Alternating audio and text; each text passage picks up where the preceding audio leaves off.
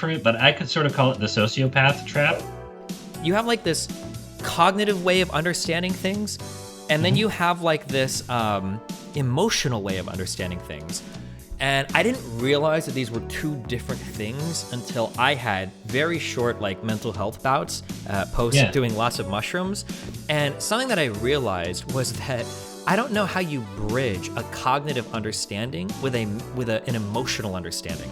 So I had like very small bouts of weird, something akin to maybe general anxiety disorders or major depressive disorder, where I could like read things and my brain still worked. I could understand stuff, but on an emotional level, I was like in a different place, and I couldn't do anything to change that. Almost always follows the big three, which is God's, alien, and government. People trying to take... I didn't even know that. That is so true, though. I emailed you because I was listening to the conversation, and I hate to say it, I'm a fan of yours. Okay. It was a little hard to listen to, though, because it sounded like a bunch of folks who were doing their best guessing, and everybody was guessing really good. But ultimately, it was kind of like missing the point. It's like, that's just not really what it looks like. And you had some strong points, but, just kind of quick background. I worked in mental health for about 12 years. Okay. Been doing drug and alcohol counseling the past 5. Went to grad school. And somewhere in that chunk of time, over the past 12 years, I've done crisis responding work for about 3 years. And that has typically been with folks 17 and under, though I work alongside a team, totally different organizations, but there's another team that does 18 and up. Jeez. Okay, wait. So let me understand. You do drug and alcohol counseling for 17 and under? Oh, sorry. Well, yeah. So drug and alcohol 17 and under, but therapy services for adults. So I'm something called dual diagnosis. Okay.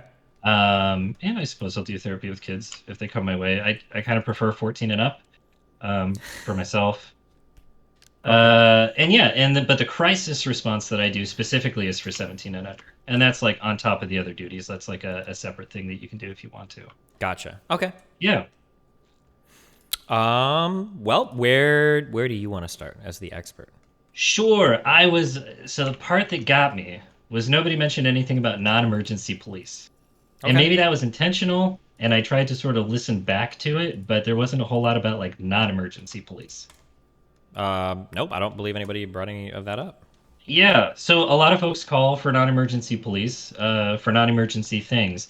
And I tried to get some good data on this, and I just couldn't. The best I could sort of find, like, nationally was sort of this idea that, like, about 30 or 40% of calls that come in through 911 are non-emergency. And like you just mentioned in the last thing, the dispatcher will sort of, do that. Were you the one that told me that? I don't think I was. I didn't actually give you much info. Oh, okay, gotcha. There are so many. Every time I have these conversations, like so many experts like will email me in their field to give me like their feedback. That's why my like position changes over time on things. So I get people like you will email me. And yeah, somebody emailed me, and that was their line at the end. They were like, "Hey, when you call 911, don't ever let anybody say that you're calling the police. When you call 911, what you're actually getting is a dispatcher." Which was perfect, which was so helpful to hear. I was like, hell yeah. Yeah, and I didn't even think of that at the time. I was so dumb. The email was, also, he said the only phone number available is the cops, which is dumb because 911 doesn't call a cop. It calls an emergency dispatcher who is then qualified to dispatch the correct emergency or non-emergency services. So what you're talking about, the non-emergency thing, yeah? Right, exactly that. So, and just kind of explaining a little bit what a crisis call is this going to be like too rough to hear it from the kid's perspective? Is that kind of too far off your point? I have a sense of what adult calls look like as well. No, you can, whatever we're here. Yeah, I just wanted to run that down real quick. Go for it. So, for the most part, crisis calls are usually pretty boring. Like, it will be something like you get a call and it'll be like, hey, my son or daughter, they're beating the crap out of the house. They're kicking the crap out of their siblings. We have a rough time. And here's where your strong point came in. That was awesome. We say, okay, well, are they physically violent? Are they armed? Anything like that? Because if so, please hang up and call the cops. And then when they say, like, no, they don't have a weapon or anything, they're just really escalated. Or they were escalated early, but they're starting to calm down, and we're kind of worried about what's going to happen. That's when we kind of jump in and we say, like, okay, we'll try to talk to them or whatever. They might refuse over the phone, or things are too hot. So then we'll show up in person and kind of try to talk them down a little bit. Okay. Yeah. Okay. Um, and I guess would it be helpful to kind of like identify like what an intervention for that might be? Yeah, go for it. Yeah, so intervention might just be like, what do we need to get through the night? Hmm. It's very short-sighted. It's not like services. Um, Or actually, wait, let me back up. Yeah, yeah, I'm sorry. This is a good question. So, in a yeah, situation where, let's say you hypothetically get a call, and it is uh-huh, just like we have like an older child who's having problems. Say it's only a mother in the household, so they don't know if they can perfect. get. Yeah. If you were to show up, but the child doesn't have any weapons. They're not like Yep, ultra physically destructive, just like something more than rambunctious, but not like lethal. Okay, something in between that, right? yeah. Would you bring normally like a police officer to those situations, or would you just show up No, as one social worker? Yeah.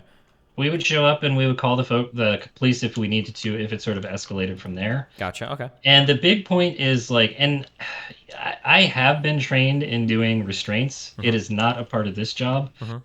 I don't like it. It's a bit superfluous, and fortunately, I haven't really had to use restraints. But there, in systems of care, there's something called like a subacute facility, which is what you might think of as like I don't know, like your typical movie mental health hospital where the orderlies are jumping on folks and all that. Sure. Obviously, they don't do that. They use, approved holds, and I've been trained on those. And honestly, I've only ever been a part of one hold, Mm-hmm. because that program was like next to ours. But we don't do holds. Mm-hmm. We don't do any of that stuff.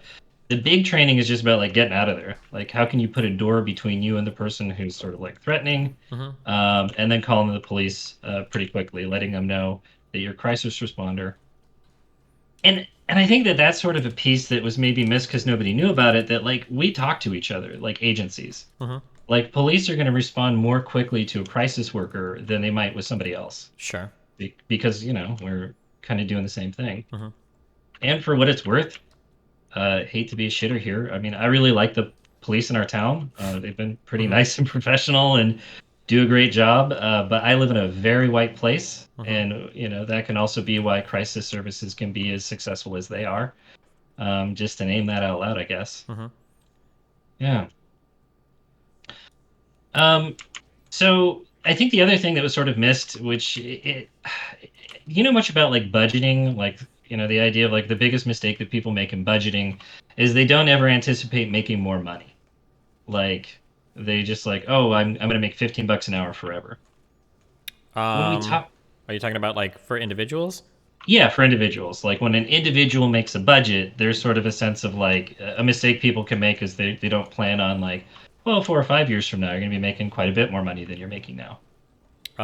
That's interesting. I'm sure there are ways where that pops up, but Hmm. I feel like the bigger problem, maybe this is just from what I've seen, is people are really bad about planning on making future money. And Yeah. that they'll assume that they'll have more than they'll have. Or if they get a raise, they're very, very, very quick to up their bills, their monthly bills, onto whatever new financial raise they got, or even if the money is a temporary thing. So I've Oh. seen, and this is the worst thing about like Hmm. working in these areas, because even if I was like working poor, I always had like a good education, right? The worst, Okay. worst, worst, worst, worst, worst, worst, worst, worst time for poor people is fucking April when that tax return money comes in. Yeah, Yeah. motherfuckers, they won't even take $3,000 and go buy a TV. They'll take Mhm. $3,000 and buy a new living room set and a TV that they have to make future payments on with money they don't have. I feel Yeah. like people have a lot of problem with stuff like that. Ugh. But yeah, sorry, go ahead. God damn, that's a good point. Well, shit. Well, where I was going to go with Oh that yeah, is you the go. Yeah, idea tell me. that Yeah. when we have these crisis services in place, there Mm-hmm. is a word of mouth factor. Mm-hmm. And so there is sort of like a calibration period where it's sort of like, well, who do I call? Like, how do I know if this rises to the level of 911 Mm-hmm. versus crisis worker versus just non emergency police? Mm-hmm. And I sent you something in the Discord just now. This is the program that's sort of like the darling of crisis workers. It's called Cahoots, Mm-hmm. based out of Eugene, Oregon, and you can kind of see like their utilization rates over time. Mm-hmm. Where like I don't know, I guess it's on page 3. It sort of starts out as in 2014 they're getting just under 10,000 calls a year. Oh, I'm seeing it. Yeah. Right by 2019, they're getting almost 25,000 calls, Mm-hmm.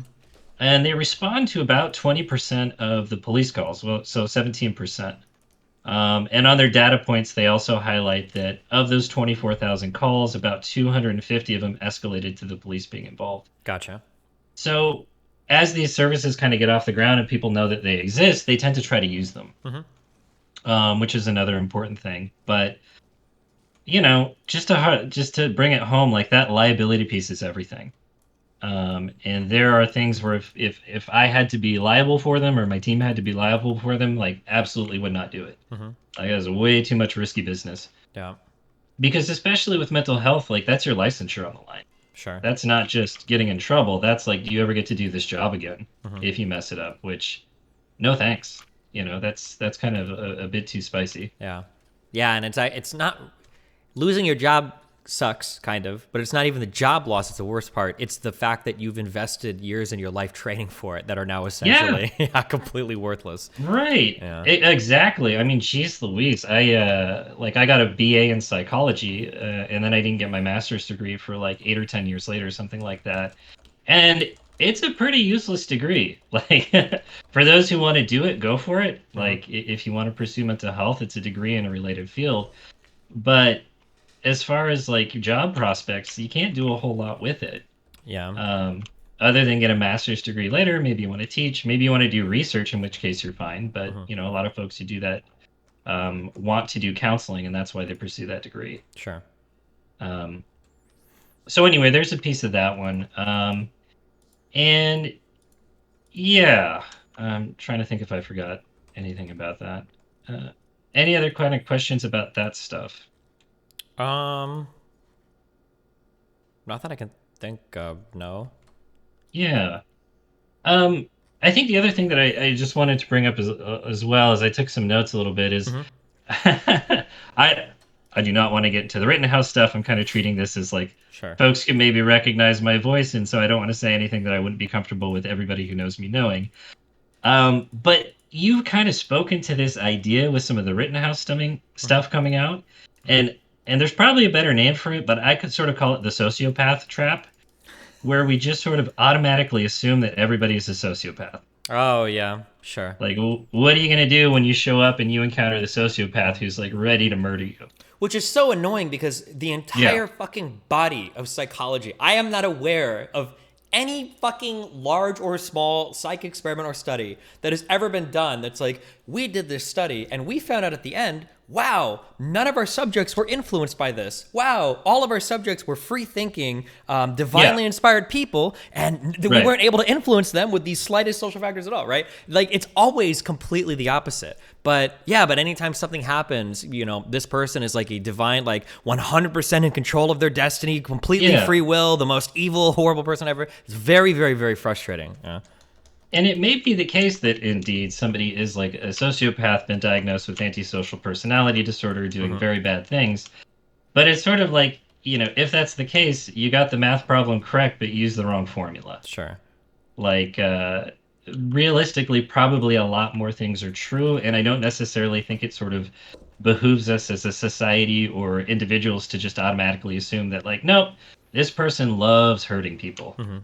And I want to be very clear, like, I'm not trying to defend Kyle Rittenhouse here. I'm not engaging in those Sure. subreddits. It's just it's popped up. And my So guess would be, I yeah. don't even have the numbers in front of me, but my guess would be that it's probably still like a single digit percentage of ASPD people that actually act out like in outwardly violent ways that are like committing Oh, crimes and stuff. I doubt it's yeah. like 80% of people with ASPD are out there like murdering people or whatever, because we'd see these numbers Because if before you they do that, happen. you're in prison. Yeah. Like it sort of works itself out. And I've had the opportunity to work with folks in prison and all that stuff. And well, this is totally anecdotal. I worked in residential treatment for a long time, so kind of a big revolving door. And then I've worked with a lot of folks in the community. Mm-hmm. So I've probably worked with a few thousand people at this point, in some capacity or another. And I've met maybe three that it's like, okay, yeah, they might be there. Mm-hmm. Like they like to hurt animals. They get off on, pain, that kind of stuff. Mm-hmm. But it's just incredibly rare. Usually Yeah. it's just a tremendous amount of trauma, and trauma makes people do really funky stuff. Mm-hmm. That's not usually the best. I say this through when I talk about. I guess I'm curious what your feedback or your thought is on Sure. this. A lot of the times we talk about, especially on this stream, Yeah. emotionally manipulative people sometimes, Oh or God. people that can be abusers. And I try to be really careful when I talk about this, or I try to be really precise. It's I'm actually completely anecdotal here and just my lived Yeah. experience. So maybe the research doesn't agree with me, but when people act in ways that are emotionally manipulative or emotionally abusive, I don't believe a lot of people think that these people spend a great deal of time kind of like plotting out their evils. Right. When in reality, I think it's more like, let's say you have a person who knows that if they cry, they'll get what they want. It's not Yeah. like they're thinking like, okay, after he does this, I'm going to start crying and I'm going to get what I want. It's more just like you have a set of learned behaviors that provoke certain responses and you just kind of like default to them. But it's not this highly manipulative, sociopathic, like I'm planning all this stuff. It's just people, especially like some abusive people, just kind of like fall into a pattern of behaviors that like manipulate people around. It's not like the most cognition. It's not like this ultra cognitive process where you're super thinking about every time you're doing it or whatever, I guess. Exactly. Like there's sort of like a conditioned response to it. Like, Yeah. I don't know what's what, but I notice that when I do these things, I get these results. And man, yeah, I, what I will tell folks in session sometime is like, let's bring back the dick. Like, bring back the jerk. Like, this person is mean. This person's a real jerk. Oh yeah. Because This like person's not nice. when we talk on, especially on Twitter, even Hmm. more, or maybe a little bit more specifically, something that I get so frustrated by is there are no more dicks or assholes. There are no more Yeah, mean people. There are only abusers, right? Like all of the language exactly. becomes so much more tuned up. And it's like, Hmm. was that person mean to you? No, that person was abusive. And it's like, well, damn, Exactly. like, were they really abusive? Like, well, what do you mean by that, right? That person ignored you. That's not ghosting. That's abuse. It's like, well, wait, hold on. Is that really abuse? Like, yeah, people are very quick they've co-opted like all of the, I don't know if you call it the therapist vernacular or like all the domestic Right. victim vernacular. And now it applies to every single social situation you're in. It's like, geez. Well, and I took some notes, and Oh. this is kind of going through things. Like we don't have to go through any of these topics. If you got to do, you kick me out whenever you Yeah, want. whatever you want, go But for it. it's kind of going through some of these things about like yes, and I think when folks are kind of maybe new to psychology, like newer students, that kind of stuff, it, Uh-huh. it can be really exciting to learn a term that maybe explains something you've been thinking or feeling your whole life. Uh-huh. And so it's just very like freeing to be able to say like, ah, yes, this thing that really bothered me when I was a kid, that actually has a name, and that name is like emotional abuse Uh-huh. or stonewalling or some such other thing. Sure. Or this person's a narcissist. When in what they're going off is like, well, what does that mean? It's like, well, they don't like it when people are critical of them. Yeah. And it's like, well, who doesn't accept feedback? Somebody who doesn't like you. Uh-huh. Yeah. Like I that's a person who might not accept your feedback. and I don't Nothing to know do with narcissism. I don't know if I would blame society at large or if I would blame psychology for this, but I really want this is actually a huge criticism that I have of psychology. Hmm. I wish they would have Oof. invented or created a whole new set of language or a whole new set of words or adjectives rather than either. I don't know if psychology borrowed from common vernacular first or if common Hmm. vernacular borrowed from psychology because I think it is actually so incredibly damaging. I hate the fact that like major depressive disorder, it has depression, that people call it depression because it's not. It's not at all. Sure. It's totally not even related. It's a totally different thing than feeling depressed. And like it would be like calling like one thing like a chair and another thing like the color blue. Like they're so different, and it frustrates me so much that like NPD, narcissistic personality disorder, Yeah. right? It doesn't really have much to do with just being narcissistic or having a big ego, right? Like there's the diagnostic criteria is more specific than that. There's plenty Yeah, of people people that miss are it yeah, there are plenty of a people that are lot. narcissistic that aren't NPD. They don't have that. Right. Yeah. So it's the idea of like traits versus diagnosis. Like all Uh-huh. of us might have a personality disorder trait Sure. if we are angry enough For sure. or amped up enough or if life has sort of taken a dump on us enough. Hmm. The piece with MPD that really cracks me up is there's a huge component to that of grandiosity. Sure. You feel like you deserve to be with the upper crust of society. Good things ought to come with you. Like I know it's going to happen, and that's often just missed for like this person won't accept my feedback or my criticism. Hmm. Heretofore, they're a narcissist, Yeah. and it's really problematic. And what you're talking about with the language piece, so like tons of therapeutic models. Every therapist has their favorite, whether you know it or not. Um, I encourage folks to ask them, like, what kind of therapist are you? What kind of work do you do? Hmm. My big four, like I'm a big narrative therapies person. I also do DBT and a little bit of internal family systems. So I'll kind of swing in there. Okay. And the narrative therapy piece is sort of like, what is the story you tell of your situation? Mm-hmm. And how do you relate to that story? So, like, something really bad happens to me, and is the story like I'm damaged goods, or is the story like I'm a walking miracle? Mm-hmm. And so, when we have really intense charged language, that very much colors the narrative. That very much colors the story in a way that could be helpful for some, but could also be really unhelpful for other people. Sure. And I think you bring that example up a lot of times, like for somebody who's like truly experiencing pretty heavily. I don't know. It's like the meme with the guy from what is it, Breaking Bad? Like we are not the same. Yeah. Like Gus Fringer. Yeah. yeah, like I use this term because I was essentially mentally tortured for years. You use this term because you're sad, Yeah. and I'm not trying to take a dump on anybody's mental health here. Mm-hmm. Um, it's just these are things that can be kind of unhelpful sometimes, and I mean some of these terms, man, they sound cool. Mm-hmm. Like they sound badass to say out loud. Mm-hmm. So And I think sometimes it feels a little like now I'm this is super armchair psychology, right? But like you get this yeah, ironically enough, you get kind of like it feels validating to say that like an experience that you had was bad if you can give it like a really big label that brings with it a bunch more like serious kind of things, like, oh, like yeah, I didn't just have shitty parents, like these my parents were a combination of narcissistic personality disorder and all these other cluster B personality disorders, and they engaged in right, so much different abuse and traumatized, and I have triggers and PTSD, and it's like, damn, like really, like yeah, yeah, it gets a little frustrating sometimes when it seems like every single person on, and I'm kidding, online now, but like when every single person on Twitter sure, has like 6 different disorders, and all of these, of course, are undiagnosed, and they're not seeking treatments for anything, and it's like, Jesus Christ, like, but then they'll be on the flip side out there talking about all these diseases and conditions and stuff, and just saying stuff that's totally off the wall, like not true, and it's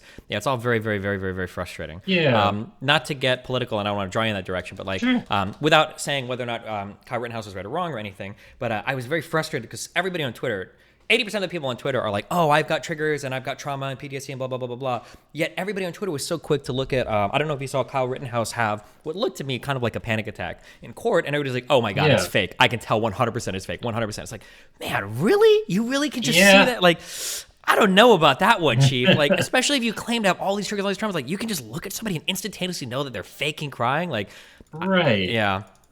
Well, and to I don't know, not to blow smoke up your ass, but I feel like that's kind of what has drawn me to your content a bit is sort of this idea about like philosophy is hard. Mm-hmm. Like having a personal sense of ethics, I think, is like harder than we might think. And a lot of times we don't necessarily recognize when it's sort of like, wait a second, I just said something way outside of my ethical framework, or Mm-hmm. I just said something way outside of my personal philosophy.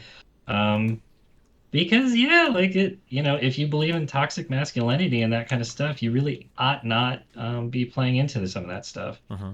Yeah. And of course, grieving people can say bad stuff or say harmful things, but Mm-hmm. yeah, it's a little frustrating. It's hard to see. No. Um, yeah. Um, damn. Sorry, Wait, I'm why? not. Okay. Yeah, go for it. Well, now I'm just gonna pick your brain on everything. Why are psychology students so fucking crazy? Haha. Here, Yeah. here's what I get. You know what? Yeah. Here's what I think. Okay. Uh-huh. Oh, you're a psychologist, so I can use all the fucking words with you. Okay. You're Yep. familiar with confirmation bias, right? Oh boy, yeah. Yeah. It feels to me like, and this is why I don't even trust myself. So I've wondered for a long time if I have ADHD. I don't know if I trust myself to go to a professional and talk to them because my child has ADHD and I did so much reading on it. I don't know if I would trust myself not to just give the answers that I know I should be giving if I have ADHD, right? Because I feel like I've looked at like the diagnostic criteria and everything. Well, I know what I would Sure. need to say to get that right. I feel like it Yeah. must be so strange for psych students to start learning things And here's like the big, I took one psych class in my life, okay? It was honest to God the Yeah. best class I ever took in my life. It was an AP psych class in Oh, high school, cool. okay? It was Right on. so eye-opening for me. Oh my God. And the biggest thing that I took away from that psych class is actually the same I took away from philosophy, is it ultra undermined my confidence in my objectivity in the world. That's what it did. And I mean that in the best way possible. I was like, okay, I have so many biases that are functioning when I don't even fucking realize it. And it's good to be aware of that. I feel like so many psych students that I talk to go into psychology and they sound like what a person who has never studied psychology would start saying if they were introduced to psychology, which is like, I've learned three Yeah. things. I can instantaneously diagnose your attachment pattern. I could psychoanalyze you. I can recommend you all these things. Like, bro, you've talked to this person for like 2 minutes. What the fuck is wrong with you? And they're like a year 4 psych student. Or there's somebody that graduated with their psych degree. They've got a BS or BA. Sure. Like, what the fuck? Why? Why do people do this? Yeah, this might be disappointing or whatnot. I think it's exciting. I think there's Sure. certainly an excitement component, and that is kind of the idea. Like when you're working with somebody doing stuff, you have your set of theories based on your therapeutic models, and you end up getting very good at making predictions. And this person that you're working with, that you have a lot of respect for, they're an awesome person, they start doing things where it's like, aha, we kind of saw that coming. Mm-hmm. And what you don't realize is that that theory is just not very helpful to anybody other than you. And what happens, and I feel like what I've seen online a lot is like, we got to let the world know. You have to tell everybody about this theory and how you formulated your plan and everything like that. Mm-hmm. And when you talk to a real person in life, like, I'll give a hypothetical here. This is not based on a real person, but I feel like, Okay. oh, your dad wasn't really around. And so, you will look to cling on to men and there's a certain profile, blah, blah, blah. Mm-hmm. If you were to say that to somebody in real life, that's not helpful. Yeah. That does not help that person very much at all. And in times that I have done stuff like that, I'm oftentimes like, because I have made these mistakes, met with a response of like, okay, now what? Mm-hmm. Because it's just not very helpful other than to like put in a book or gossip about it, that kind of stuff. Mm-hmm. And so I think that part of it is that, and part of it is it's like you know, when it comes to Dunning-Kruger, like there is a component of like if you know nothing about taxes and you watch a 10-minute video, that is very helpful. Mm-hmm. Like there is some stuff that is very helpful, but yeah, you don't know everything about people. And it's really important to have those experiences of one, somebody telling you to your face that you're not being very helpful. Mm-hmm. And two, like coming out with some of that stuff and then realizing like, oh shit, we're not really going anywhere here. Like this is not what this person wanted to talk about. Sure. Um, so I think that those are some big pieces of it. Damn it, you said something else I'm not quite remembering now. That's what I Um, get for not having the notepad. Fuck. Yeah, oh shit. I usually write notes down when I talk to people so I don't forget Oh, you things. were saying that like these are the folks who seem to be like the least like aware of psychological biases. That's what you were talking about. Oh yeah. So like, if I diagnose Yeah. somebody, eventually, like, Hmm. that's all. Oh, I want to ask you another. I'll ask you a question about that later. Yeah. Like, is it helpful to give a diagnosis to a person? Something I have a lot of difficulty when I talk to some Yeah. people, and I even have this difficulty with myself actually. Where like, so I'll speak personally. As soon as I started studying a lot for my child for what ADHD was, ADHD involves a lot of things that I didn't know before, and Yeah. a lot of things that involve for reasons where I was like, oh, I can't have ADHD. Like I played StarCraft for 16 hours a day for 4 years. How the fuck can I have ADHD? Right? I read a lot. I was like, oh shit, okay, hold on. Where it opened my eyes, and then I worry sometimes where it's like, okay, I want to sit down and I want to work on this thing. But like, Yeah. can I do it? Or like, is my ADHD going to keep me from doing it? I don't know if I'm becoming trapped by my own information, right? Like, and I wonder, and I worry sometimes, like, do I have the discipline to do this? Well, maybe I do. Maybe I don't because I have ADHD. And then sometimes I'll talk to friends who they'll say something, and I never tell anybody this because I don't want to get into the argument, and it's not my place to say. Sure. But anytime I hear somebody say like, "Oh, I want to do this," or "I could do this," but this is what it means because I am, I've got people that will say like, "Oh, I'm bipolar," or "I have BPD," or "I'm ASPD," or "I can't do this," and like blah blah. It's like, well, fuck. Wait, hold on. Now it sounds like you've learned this vernacular and now you've like trapped yourself with it. Is it helpful to have like? I can understand from a diagnostic point of view it could be helpful, but like, Sure. is it helpful to share this with patients, or what is your like stance or feeling on that? I'm going to steal your shit from you. Are you ready? Uh-oh. Because you actually commented on this in a totally, well, not a wholly unrelated thing. Mm-hmm. And I thought you worded it in a really cool way, which is you were sort of, it was some video you did however long ago where you're talking about like knowledge and how valuable is knowledge. Oh, as long as it And gives you a helpful prescription, right? exactly. Right. And so to me, like a diagnosis that involves no treatment plan is somewhat useless. Like there has to be like some tense, some idea about like this is what is going on and this is what we're going to do about it. And without that, it's not particularly helpful. And I would say that if what a person needs is a break and the diagnosis allows them to take a break, like I'm easily overwhelmed, so I could do this thing, but I will probably have a bad time. So I guess there can be some utility in that, but ultimately, I being a person who kind of also has ADHD, like embracing that has kind of been very helpful because it's allowed me to sort of learn like, well, this is actually how I learn better. And when I do these things, like this actually allows me to do the things that I want to do because I recognize that like I take in information a little bit different, or I might need to move, or shake my leg a lot, or something like that in order to stay focused. I mean, I'm playing Factorio right now, in part because it actually helps with the focus. Gotcha. Um, yeah, so yeah, but I kind of going to that piece as well. There's some stuff that folks have shared about mental health pieces, things about their diagnosis and stuff, where I've definitely wondered, like, how did you come to know that about yourself?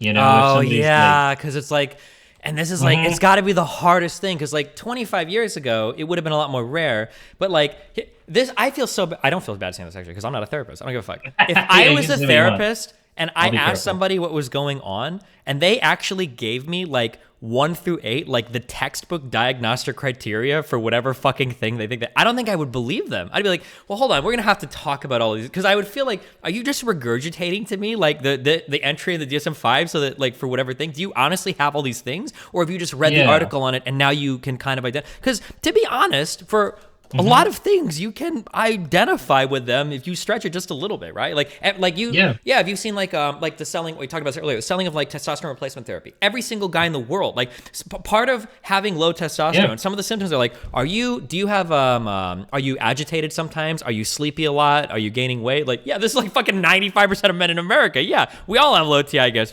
or you Sure. can do a lot of things for anxiety, for depression, for depending on how you stretch the conditions. Yeah, that seems like it would be really challenging from a therapeutic point of view. Yeah. Sure. This will sound weird. Um, and I don't. I should probably just be a little bit less careful with my language. Okay. I feel like your average person could take a 6-week course and diagnose accurately. Like, diagnosis is just about one of the easiest parts of the job. It is not difficult to read a book and go through. There's something called the skid. And I just, like, for disclaimer, I am sharing this as entertainment. I am not telling Sure. anybody to To go use this on diagnose family, their friend. friends, all Yeah. that stuff.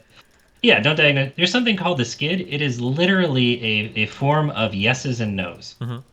And it's sort of like a computer algorithm, but on paper, though there is a computer version. And if you say yes enough times and no enough times, it spits out a pretty accurate diagnosis. So it's diagnosing is not a very difficult thing to do. And I feel like, again, it kind of gets a lot of weight. Now, this is where the experience piece comes in that I think is really important. There are two recurring phrases in the DSM that is deviate significantly from social norms, Yeah. and uh, not better explained by. And if you follow those two things, like those are pretty helpful. So somebody could say something like, "Yes, I do these things, these things, these things," but real life lived experience when you're working with somebody, there are some things where it's like, "Wow, that was a really remarkable thing that you just did." Like, you screamed at a partner for 3 hours. That's really interesting, Yeah. or whatever it might be. So yeah, it would be very easy to say the right things. We can all do that. The diagnosis piece isn't the hardest part. The showing up to sessions every week is can be a bit harder than that. Are you I don't know if you're allowed to share this or choose to or choose not to. Sure. When you're seeing a patient that presents with issues, do you Mhm. always share a diagnosis if you feel pretty confident about one, or is there some other thing that you appeal to internally to make the decision on whether or not you would share that with the patient? It super depends on the person. If it's relevant, I might. So there are a lot of people who will downplay their symptoms, and those people aren't really online. Oh, zinger. But Okay. there are a lot of people who will downplay symptoms. Uh-huh. And in those cases, it could be a helpful intervention to be like, hey, is it okay if we read something together? What do you think about that? Okay. And then you go through and you read it off.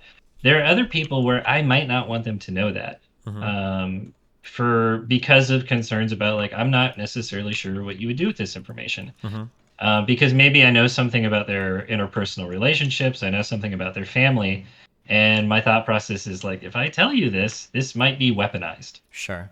and I would not want this information to be weaponized against a loved one. Mm-hmm. And there are people like that,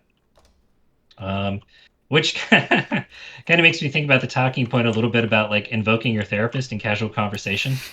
Yeah. Uh, Which just, I uh-huh. don't talk enough, but that's incredibly bullshit to do. I don't know if I've ever actually publicly said that before because I try, especially because if I'm having conflict, I try not to give like big rules of thumb all the time because I feel like it's going to sound very personally tainted. And it might be sometimes I don't recognize Mhm. it. But in my opinion, invoking a therapist who is not there to mediate or arbitrate disagreements between you and other people. They're not there to do that. So invoking them in a conversation with another person is a pretty bullshit like appeal to authority. And in my Yeah, opinion, could be a form, depending on the mental fortitude of the other person, could be a form of manipulation. If you're sure. invoking a professional to declare somebody else's behavior is incorrect, when that professional is never there to evaluate somebody else's behavior, is a really big bullshit thing to do. Yeah, for sure. Yeah, and as you can imagine, like personally, I super do not like that. Mm-hmm. And that comes up sometimes, and it can come up in interesting times. And I really like everybody they work with, and heaven forbid somehow this whatever, But it has been come up a few times where it's like, hey, I did that thing we talked about, and I told my wife I was going to leave her. Mm-hmm. And it's like, wait, what? Excuse me? I don't remember that part of the discussion where we talked about leaving your wife. And so, you can be invoked in ways like that that can be pretty uncomfortable. And the conversation that I might have with somebody, and everybody could do it different, is like, what was important about bringing me up in that space? Mm-hmm. Like, what was important about, using me as a reference in that conversation? Mm-hmm. And is there any way that, we could avoid that in the future? Because not super fair to me, Mm-hmm. boundaries. Something that not to reference any particular person, but something that Uh, frustrates me sometimes is uh, when people will learn like a term, but they mhm. don't really understand the Yeah. like terms in psychology are pretty worthless if you just know like the term and Yeah. the 5 word explanation. You kind of need Not like to cut more. you off, but like Yeah. gaslighting's the big one, I feel. That's Sure. that's the Yes. Oh one my that's God. Yes. the ultra mega. Yeah. Yeah, somebody lying to you is not gaslighting you, Hmm. or somebody forgetting something, or somebody being mean to you isn't necessarily gaslighting you. Yeah, another one, another big one. Oh my god, I get so Hmm. frustrated with this. Are you familiar with the term grooming? Yeah. Oh Yeah. yeah. So, and it not I don't approve anything, of course, but like an adult fucking a Yeah. minor, that's not grooming. Two people Hmm. like abusing power dynamics is not grooming. Like grooming my understanding at least of grooming implies a very specific deceitful relationship, oftentimes Uh-huh. between an adult and a minor, where you entertain a certain type of relationship with the goal of later exploiting that relationship to turn it sexual once you've gained the trust in like a non-sexual setting. That's my Hmm. understanding of what grooming is. And it refers to something like pretty particular and pretty horrible for a variety of reasons. You're destroying Sure. this person's ability to trust people in the future. But sometimes people will have a relationship. It's like, oh, 20-year-old guy fucked 16-year-old girl. He groomed her. Or like famous person fucked a fan. He groomed that person. It's like, damn, wait, hold on. What the fuck? That's not what this means at all. Oh, it's super, super, super Yeah. frustrating to see people throw around. Like gaslighting is another big one as well. Yeah. Well, just to name it, groomers don't just groom victims; they Hmm. also groom families of victims. Sure. Yeah, they can. Yeah. They Because they'll be they family put friends. themselves in a position where they are indispensable and all that stuff. And so, what can be helpful about knowing that is just like, oh, I rely on this person for a lot of stuff. Hmm. How do I feel about that? Not that anybody who's helpful is that way. Yeah, no, those things can be misused a lot, and again, pure entertainment, not telling people how to do therapy stuff. Hmm. Like that would be like where a narrative technique would come into play about like, what is important about this word gaslighting? Yeah. Like why doesn't it get to just be like a lie? Like why isn't it just that this person was dishonest with you? Hmm. And then saying that honestly, not rhetorically, but like tell me about that. Like what feels right about that word? And then you would have like a conversation and discussion about what feels right about that word. Sure. Yeah. Um Yeah, another piece I wanted to share with you that I thought was interesting is, sort of not referencing anything here, but borderline personality in the Yeah. context of ethical entitlements. Okay. I think this is a very interesting idea. So, like, looking at personality disorders in general, I think they're very sexy because people kind of know what they are, Mm-hmm. and like they can be really intense. And I would say the simple, I like things easy. The way that I think about it is like this is like the filter through which you view the world Mm-hmm. all the time. Mm-hmm. So, like, if you are like avoidant personality disorder, you view the world through the lens of everybody can see your faults and failures, Sure. My and they're all just understanding, you correct me yeah. if I'm wrong, but I think that for Hmm. personality disorders, you're not typically aware of them, right? Because it's a personality, or Yes. yeah, okay. Well, and that's tough. Mm-hmm. There's a thought experiment that I use with folks sometimes. We call it the depression shot Mm-hmm. thought experiment, which is this idea of like if I walk up to you and I give you a shot of depression, Mm-hmm. and you know that I have it, and you know that once I give it to you, you're going to have it for some length of time, Mm-hmm. does that matter that you watch me do that? Gotcha. And it's everybody's answers are remarkable, but a lot of folks will say like, no, it doesn't. Um, so is somebody aware? Is somebody not? They might be aware, but the emotional pain or the turbulence is so strong that it doesn't super matter. Mm-hmm. Um, and in the context of something like BPD, and I don't know if anybody's listening who has BPD, this Mm-hmm. might be an interesting concept. Like, I want to try to speed run this because I don't know. Maybe this will be interesting. Sure. So there's a model called contextual therapy, and this was a super cool thing I got to learn about in internship, and it kind of hits on this idea of like four components. There's like your history, which is really the history of your parents, what they did, how they acted, all that stuff. Mm-hmm. That informs your psychology. Okay. And like your psychology is how you view the world, like your sense of ethics, your workout, all that fun stuff. Mm-hmm. And that has a tendency to inform this idea of the ledger. And the ledger is sort of this idea of like everybody we meet, whether we're like aware of it or not, we keep a running tally of like, do we have a good interaction with this person or a bad interaction? Mm-hmm. So it's like, I needed money. This person gave me money. We had lunch together. That's awesome. Mm-hmm. He's a cool dude. I can trust this person. Versus like, no, he said no and that he doesn't lend people money, and that made me feel bad, blah, blah, blah. Sure. And the idea behind an ethical entitlement is if I have a huge debt with somebody, if I feel like they've screwed me over enough, Mm-hmm. then I get to do bad things. Okay. Um, Sounds so based. Yes, I agree yeah, with it. Hell yeah. exactly. Like, you have been so mean to me that I can say whatever I want to you True. because I'm ethically entitled to do so. And what's interesting about this is like, let's say somebody steals, for example. Mm-hmm. You might be like, you're not allowed to steal. That's a bad thing. It's like the fact that I did says that I can. I am ethically entitled to. That fits with my system. Okay. So we can imagine that if somebody's struggling with something like borderline, where, you're watching a movie together and this person's talking and you say like, "Hey, would you mind keeping it down a little bit?" Mm-hmm. And how their brain filters that information is like you were screaming and embarrassing them in front of the whole room Mm-hmm. to keep their mouth shut. They might feel ethically entitled to be like, you know what, screw you, you're going to be an alcoholic just like your dad. Sure. And you're like, whoa, that was harsh. What? Mm-hmm. But it comes from a perspective of like the thing that you said was far more hurtful to them than the thing that they said to you. Mm-hmm. There is no way they could match the pain that you caused them. Yeah. Interesting idea.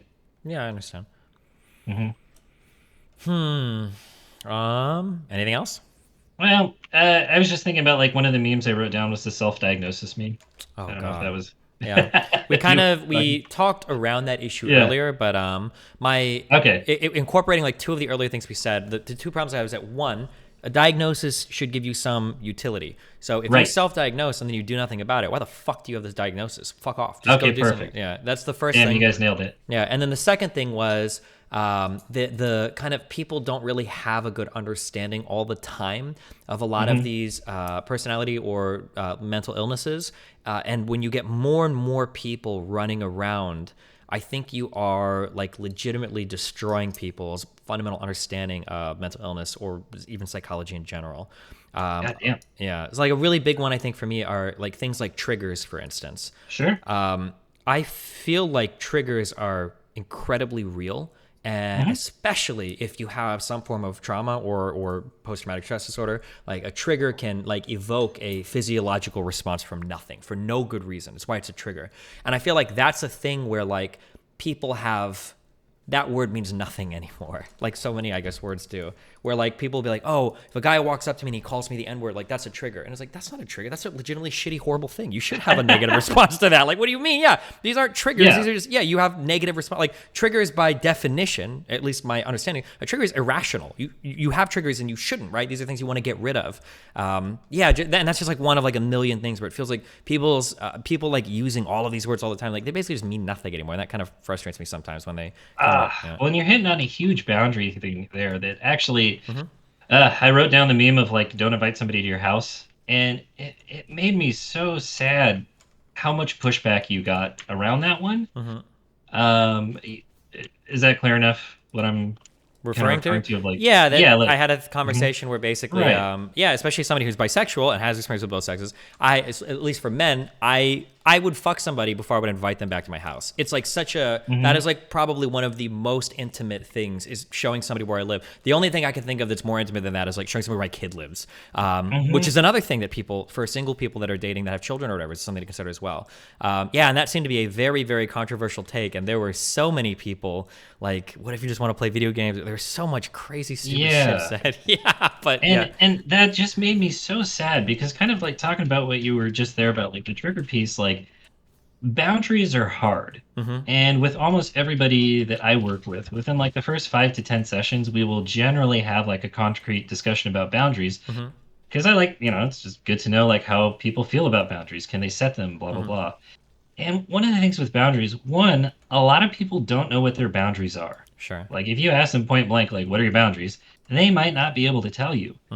And so there is this process of like figuring out those boundaries. So for somebody who has a hard time even identifying what their boundaries are, telling that person like, go do what you want, which that's mean, that's not fair. But essentially, like, to misread a cue, like that person may need to learn boundaries, and an important boundary component is the boundary of safety, which would be defined as like you can protect yourself from exploitation, and you can read signs that somebody is abusive or selfish. Sure. Not everybody knows how to do that. And that's actually something of yours that I stole and I use. And sorry you don't get royalties off this. But it was one of the things where you were sort of talking about, like, I try to have my relationships in a way where it's like I can enjoy the good of somebody and parse out the bad. That's exactly what we want to go for. The way that I explain that to folks is like, if I'm like a level 1 RPG character, maybe I have no boundaries. I know nothing about them.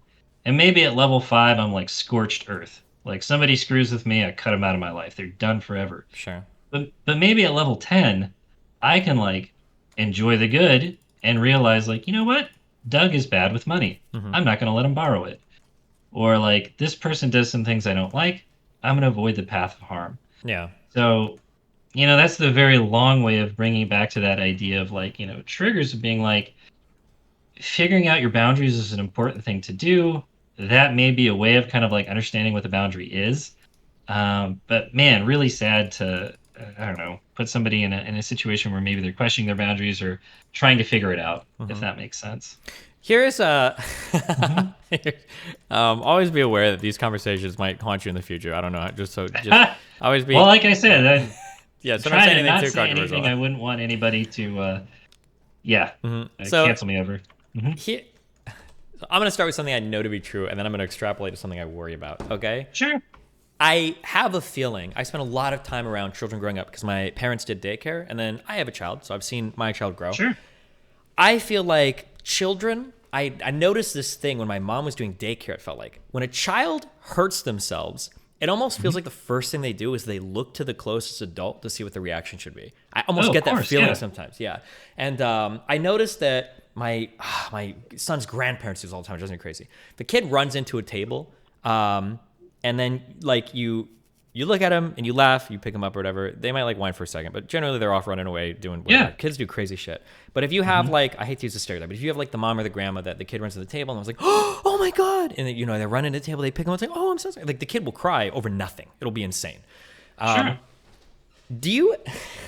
Talking about attachment styles. Sure, it Kind could of be. what Yeah, we're it could. Yeah. transitioning into a little bit here. Yeah. Um. Okay. Hot take. Okay. So Oh speak boy. carefully, right? I speak about this thing. Now, I don't know if this is a term coined by Dr. Bunnell, okay? Maybe I made this up, or maybe this exists somewhere in the literature. Sometimes I get this feeling of Uh-huh.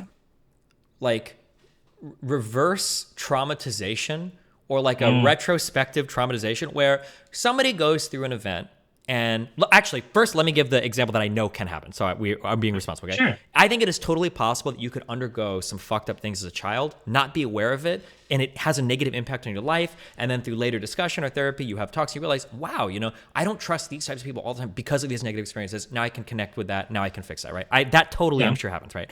But sometimes Uh-huh. I get the feeling there are people that they have like a shitty experience and it's bad or whatever. But then through like later discourse or dialogue years later, they start to like reverse traumatize themselves where they invent like a far more negative emotional response to that initial situation that really doesn't need to be there. It doesn't serve anything. Do you understand what I'm talking? Do you feel like this is like this retroactive trauma? Is this a real thing or am I completely imagining this? Or yeah, what do you, Well, yeah. I'd have a totally different take on it, and this will Yeah. probably be really unsatisfying. Okay. So, you know, part of the framework that I sort of work under is that like everything we do serves a purpose. Our goal is to figure it out. And I'll use the example of like eating glass. Like most people don't eat glass because Mm-hmm. there's absolutely nothing beneficial about it. Mm-hmm. It hurts, it will kill you. We just don't do it. But a maladaptive coping skill, Mm-hmm. like some way that I interface with the world that seems to be all bad, there is probably something helpful about it. And it would probably be worth our time to figure out what that helpful thing is. Okay, true. And I know in these communities, like in, you talk about this, and I'm not being mean. Steven's mean, but I'm not. I'm chill. Okay. They validate the hell out of each other, Mm-hmm. and so it's a space where you can kind of come on and discuss these things and get tons of validation. And it may be validation that was absolutely not present when it needed to be when they were younger. Mm-hmm. And that would be kind of my way that I would choose to view it, because, it's a pretty compassionate way to view it. Mm-hmm. You have no obligation to be compassionate if you don't want to be, though. Mm-hmm. So, How? yeah. So here's something that I'm kind of curious about, and this would Yeah. be, I could even personal advice on this. How do you figure out when you need to be compassionate and validating versus when you need to be challenging to, yeah, to be effective in somebody else's life? Yeah. Talking about those therapy words, gotta sound cool. Empathic confrontation. Mm-hmm. When we engage in the empathic confrontation. Um, So to be clear, this is you're talking about being confrontational with somebody, but right. not just to shit on them, but because you're truly Right. trying to evoke a better response or a reaction or something out of you. Yeah. Uh-huh. And the way that I tend to open that up is like, hey, I'm gonna say something mean on purpose, and Mm-hmm. this is not something I believe. Okay? Are you ready? And then I will say the thing, and that'll be my way. Again, this is pure entertainment. I'm not teaching people how to be therapists and Sure. whatnot. Um, you know, when a belief doesn't mesh up with reality, Mm-hmm. that's when that might come out. And again, not to stroke your ego, but like that's one of the things that I like about your content is sort of this push towards like let's operate in reality. Like let's read an article and get on the same page with what's happening in the real world. Sure. When somebody brings something up where it's like, that just doesn't really mesh with reality, Mm-hmm. I might challenge them on that thing. Yeah. Although I'll concede, or not concede, but I'll say that Hmm. unfortunately that conversation is far more difficult when mental health is the subject, right? It's easy to Sure. ascertain, was this conviction happening because of Russiagate versus does everybody actually hate you, right? One of these Sure. things is like we can point to the external world and know it. The other is people's assumptions of what is truly unknowable stuff, right? We can't reach anybody's mind. And those conversations get a Yeah. lot more difficult, yeah. But that's where the job gets really fun because then it's like, okay, if everybody hated you, how would we know? Mm-hmm. Let's just practice and assume that that's true. Everybody hates you. Mm-hmm. How do we know this? What do we observe in the real world that tells us that? And those conversations are really generally pretty fruitful and enjoyable to have with people. So here's something that Mhm. so here's a question that I have. Yeah. I did a lot of drugs in my 30s. I'm 32 now, okay? Doing lots of drugs, Sure. okay? Prior to doing a lot of drugs, I would have said that like my thoughts are like 85 to 90% cognitive, okay? That my rational brain is working. And maybe I have this underlying 5 to 15% like vibe or mood or whatever, right? I have like, Yeah. yeah, this kind of shit, whatever. But it's not really that important because I'm a smart guy. I can think my way through pretty much anything. I'm good to go.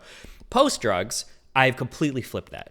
I feel like I have a very healthy, strong, and good mind, but I don't know how much credit I get for that because like 90% of that shit is running under the hood and I don't think about it or do anything, right? When I wake up, I have a high drive naturally to do things. I'm excited to get out and achieve and talk to people and go to the gym. Like I have this excitement and I don't really do anything to get that. I don't like deserve it. I'm not like working hard. I just naturally have it.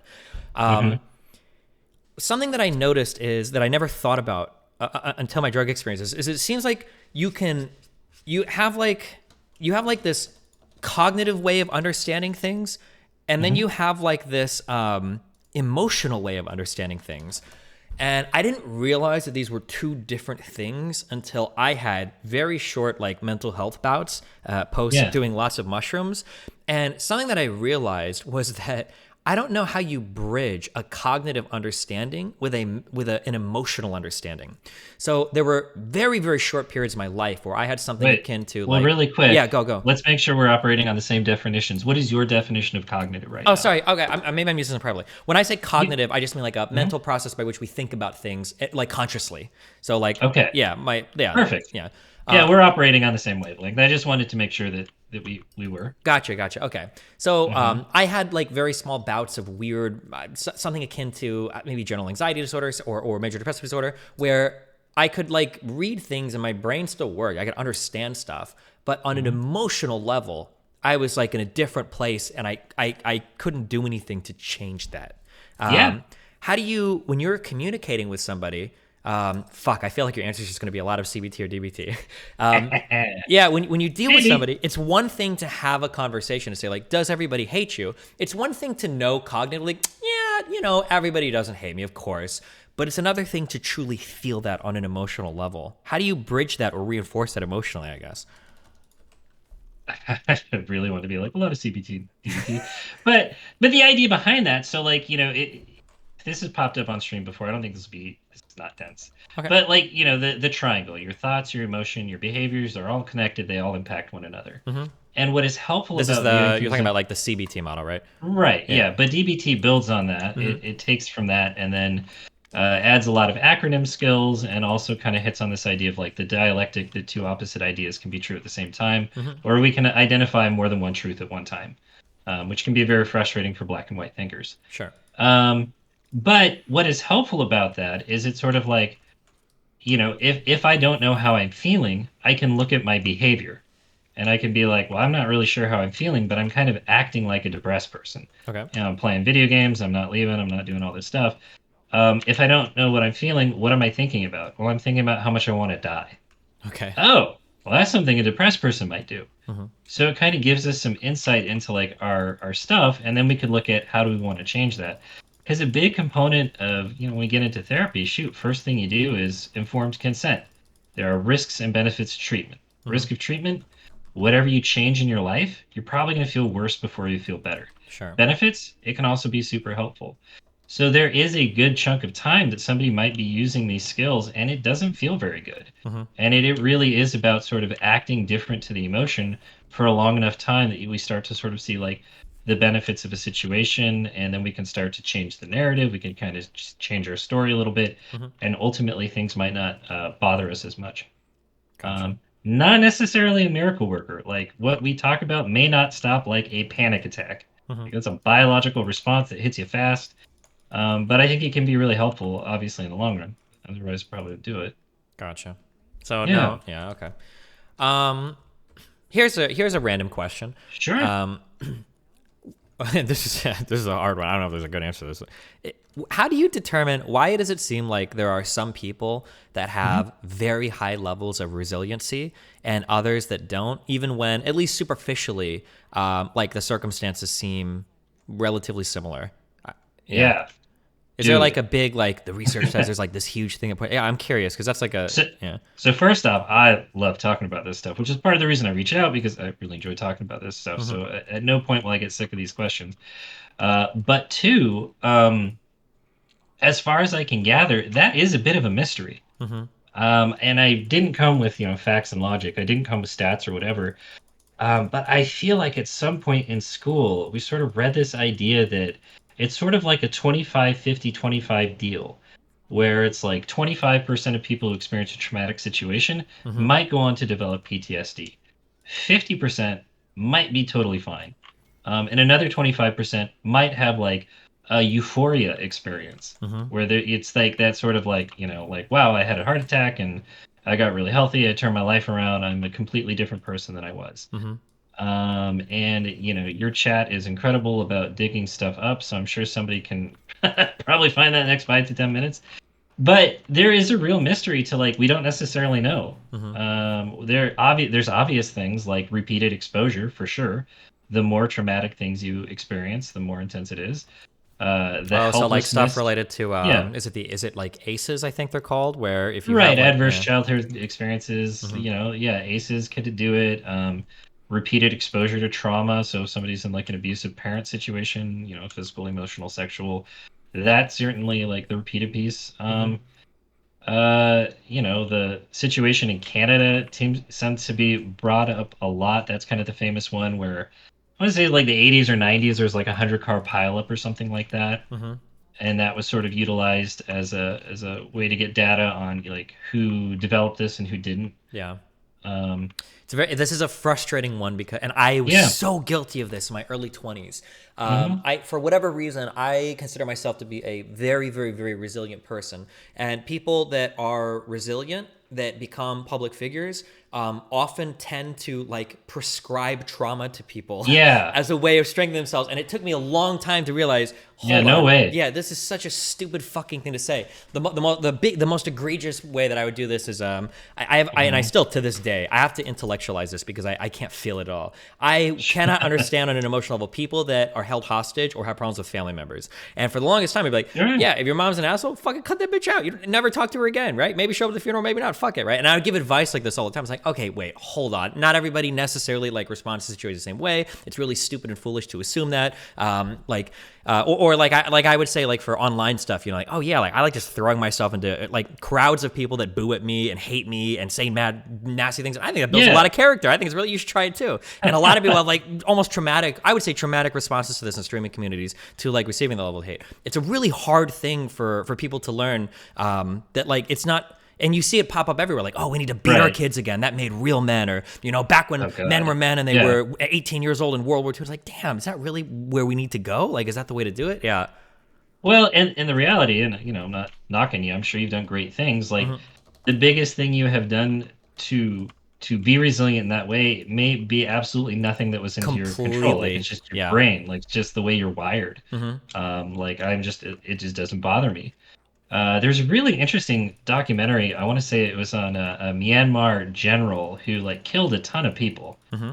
and it's a bizarre film, but they make like a Bollywood-esque style recreation of the events, Hmm. and ultimately he comes to terms with the spoiler. Sorry, people. Okay. Well, I don't I know. don't think I have a Some lot people of don't. Okay, frequent Bollywood viewers in chat, so you're probably safe on this one. Go ahead. but Oh, what people you are have saying the is name of the these movie is The Act of Killing. perfect, Okay. yeah, and the one dude like has this complete visceral meltdown response when he realizes what he did, and there's another dude who did similar things who's just like had no problem going to bed at night. Just like that, the past is the past, present's the present. I don't think about this stuff. Hmm. Um, but damn it, you were talking about cut off Resiliency. Some again. people are. You Resiliency. correctly brought up that a lot of people will take credit for their resiliency when the reality is Yeah, maybe when they were 2 years old, maybe they saw some shit they don't even realize is what made them. Yeah. But go ahead. or they just don't feel it. Like they just Hmm. don't have that bone in there. God damn it, I don't remember what I was gonna say. Shit, that's okay. Wait, It's probably let's gonna be think about life it. You were changing. bringing up Myanmar general. They interviewed him about all the killing. Yeah, they're talking about how he yeah, one person felt it, the other person didn't, the resiliency. Oh, yeah, that's what I Mhm. was gonna say. Jeez Louise, sort of talking about this idea of emotional pain and trauma. Right.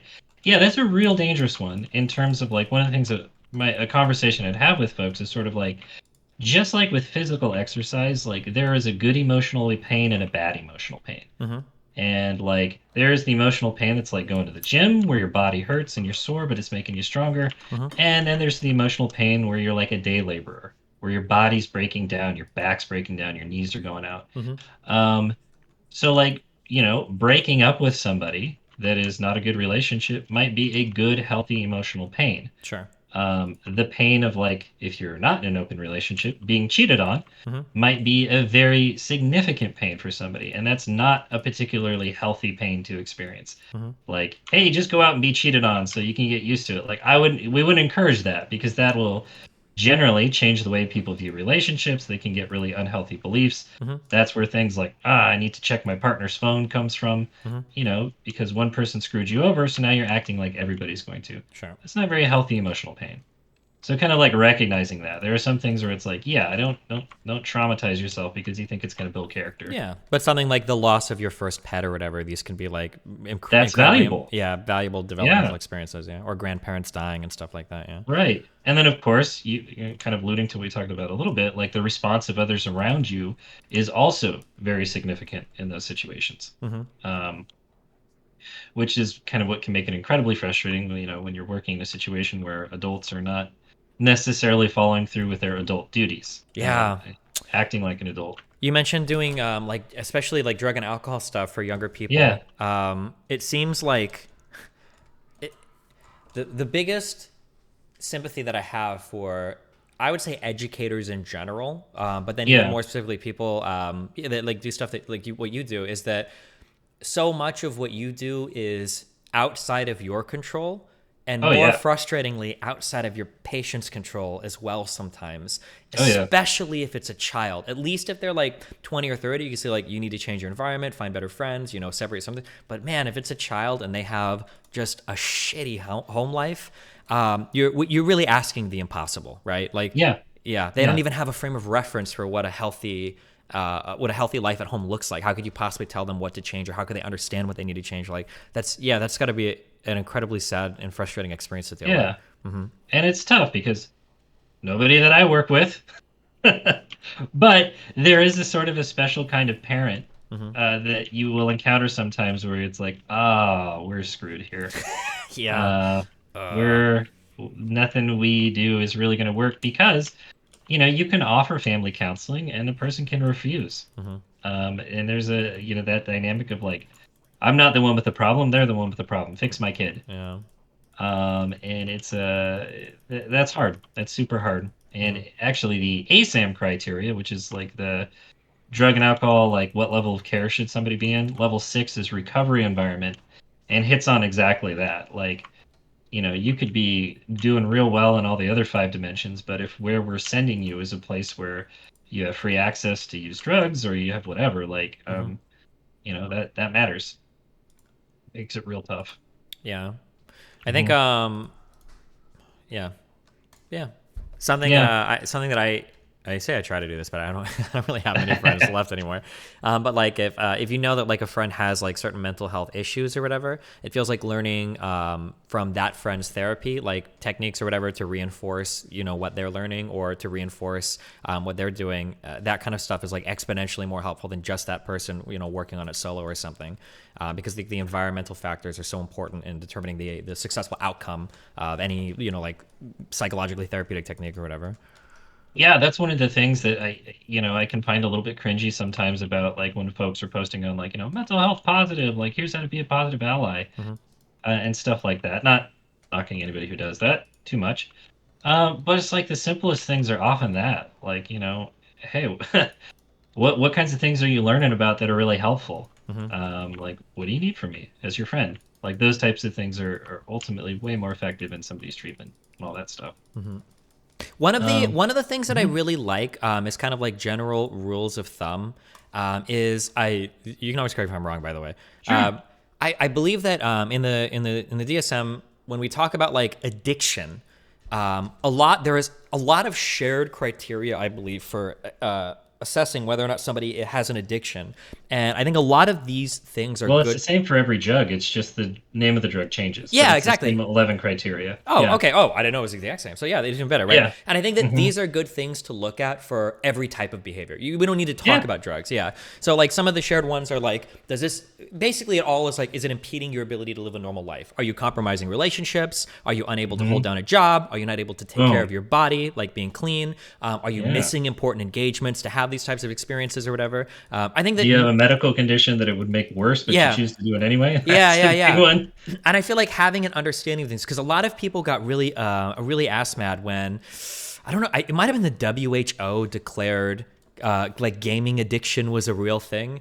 And I remember that like I read their whatever criteria they listed, and I was like, yeah, this is the criteria for any addiction, like gambling addiction, Yeah. like all of it looks the exact same. And you should be aware of these things. If gaming is something that like you're skipping work to Right. game, you're not able to hold down a job, you don't have friends anymore, you're not taking showers, it's ruining your life, you can't maintain healthy relationships, like, yeah, this is absolutely an addiction that you should be aware of. Yeah. Exactly. And it's, and this is, what we kind of got the rundown in grad school is that it just barely missed the DSM-5. Hmm. So it will almost certainly be in the DSM-6 whenever that comes out. But DSM-5 they just didn't have enough information to feel good about being like, it's a diagnosable thing. Hmm. But there is Oh, more data out there now, so probably will be. Yeah. okay. Now, okay, this might not be directly in your wheelhouse. Okay, Okay. Oh boy. what do you feel about DID? Oh, man, that's a so oof. Or let me, I maybe ask more specifically. Do you believe that dissociative amnesia is a real thing? Do you think that this is an actual thing that people experience? Uh, this is Hard one. yeah, I don't want to make anybody feel bad. Like Okay, never mind. All right, gotcha. yeah, I would say like dissociation I think for sure is real. For And sure. and I dissociation is a very common thing. Hmm. A model that I use called internal family systems deals with this idea that like we have a family living with inside of us. We need to learn how to talk to the different parts, Hmm. which sounds a little bit wild, but it's essentially like Inside Out the movie, but like inside of ourselves. So like Okay. describe the anxious part of yourself. What does he look like? What kind of clothes does he wear? How old is he? How does he feel or think about things? And it sort of like gives you an opportunity to view yourself in a different way so that you can like Oh, talk to it, all interesting. that stuff. Super cool model. I would love to learn more. It's like Hmm. $1,500 to Oh, do geez. like a one set like one I don't know training module, Hmm. and there's three of them. It almost, I doubt it borrows from it all, but it almost sounds a little bit Hmm. like, have you ever heard of something called transactional analysis? No, I don't think so. Oh God, this is so long ago, but it's like the idea that anytime you have an interaction with somebody, you're either having like a parent, adult, or child interaction, and the goal is to always have adult interactions and not like parent child interactions or child adult Oh, or child or cool. something. It sounds Yeah, similar to that, yeah. But that sounds kind of old school. That's neat though. yeah, I very like very that. old school, so probably total bullshit, but but it reminded me of Well, that, yeah. yeah, we gotta be careful with that because the old school, like one of my pet peeves is when people like, take a dump on Freud. Because it's like, yeah, his stuff is dated, but man, you can read some of the transcripts of his sessions that he's done, Hmm. and some of them are brilliant. They're just like, holy cow, like this is a cool session, Wait, dude. what do But we mean by brilliant? Let's be careful there when we talk about Freud. Like, uh, like the intervention that he uses and the way mhm. that he talks to the person and sort of like the micro skills of like validation and stuff like that. Okay, okay. So he Good was use maybe of those unintentionally skills. hitting on things that later on would be like validated as like therapeutically important or Yeah, whatever. Yeah, sure. right. Yeah, Okay. but when we don't know much, we're like, oh, it's all about penises and poop and Hmm. wanting to do your mom, and it kind of gets like reduced a lot. And it's I just find that to be a little bit sad because it's like some of this stuff is neat. Sure. Like there's stuff that we can sort of glean from it. I think that I, the most I'm important not take. a psychoanalysis person. Yeah. The most important takeaway that I had from Freud was that Freud is somebody that is invaluable because he was the first person to treat psychology like an actual discipline in science, Yeah, start writing stuff down and doing, and that was like the most important contribution. And then there's other stuff, but it can get a little bit a little bit crazy. yeah, We're talking about the frigidity of women or yeah, the seven yeah, stages of psychosexual development or whatever that don't really yeah. have Probably like don't a do that. yeah. Yeah, exactly. But anyway, so we got on that. Oh, so DID. So I don't know. I would say that I have known a lot of folks Hmm. who question the validity of it. Gotcha. Um, and there are folks who are going to say this is absolutely real for me. How dare you invalidate my identity? Mm-hmm. Um, I'm going to be a coward and say, like, there's a lot of folks who sort of question it a little bit. Gotcha. Because there's sort of this idea. Have you heard of like integration? I know the Um, word means, so maybe, yeah, well, explain, so go. the idea of integration in the context of DID was sort of this idea about if you have DID, we need to work towards integration. So we need for all the parts to come together Mm-hmm. and become like one solid identified you. Okay. Um, Gotcha. and that's interesting.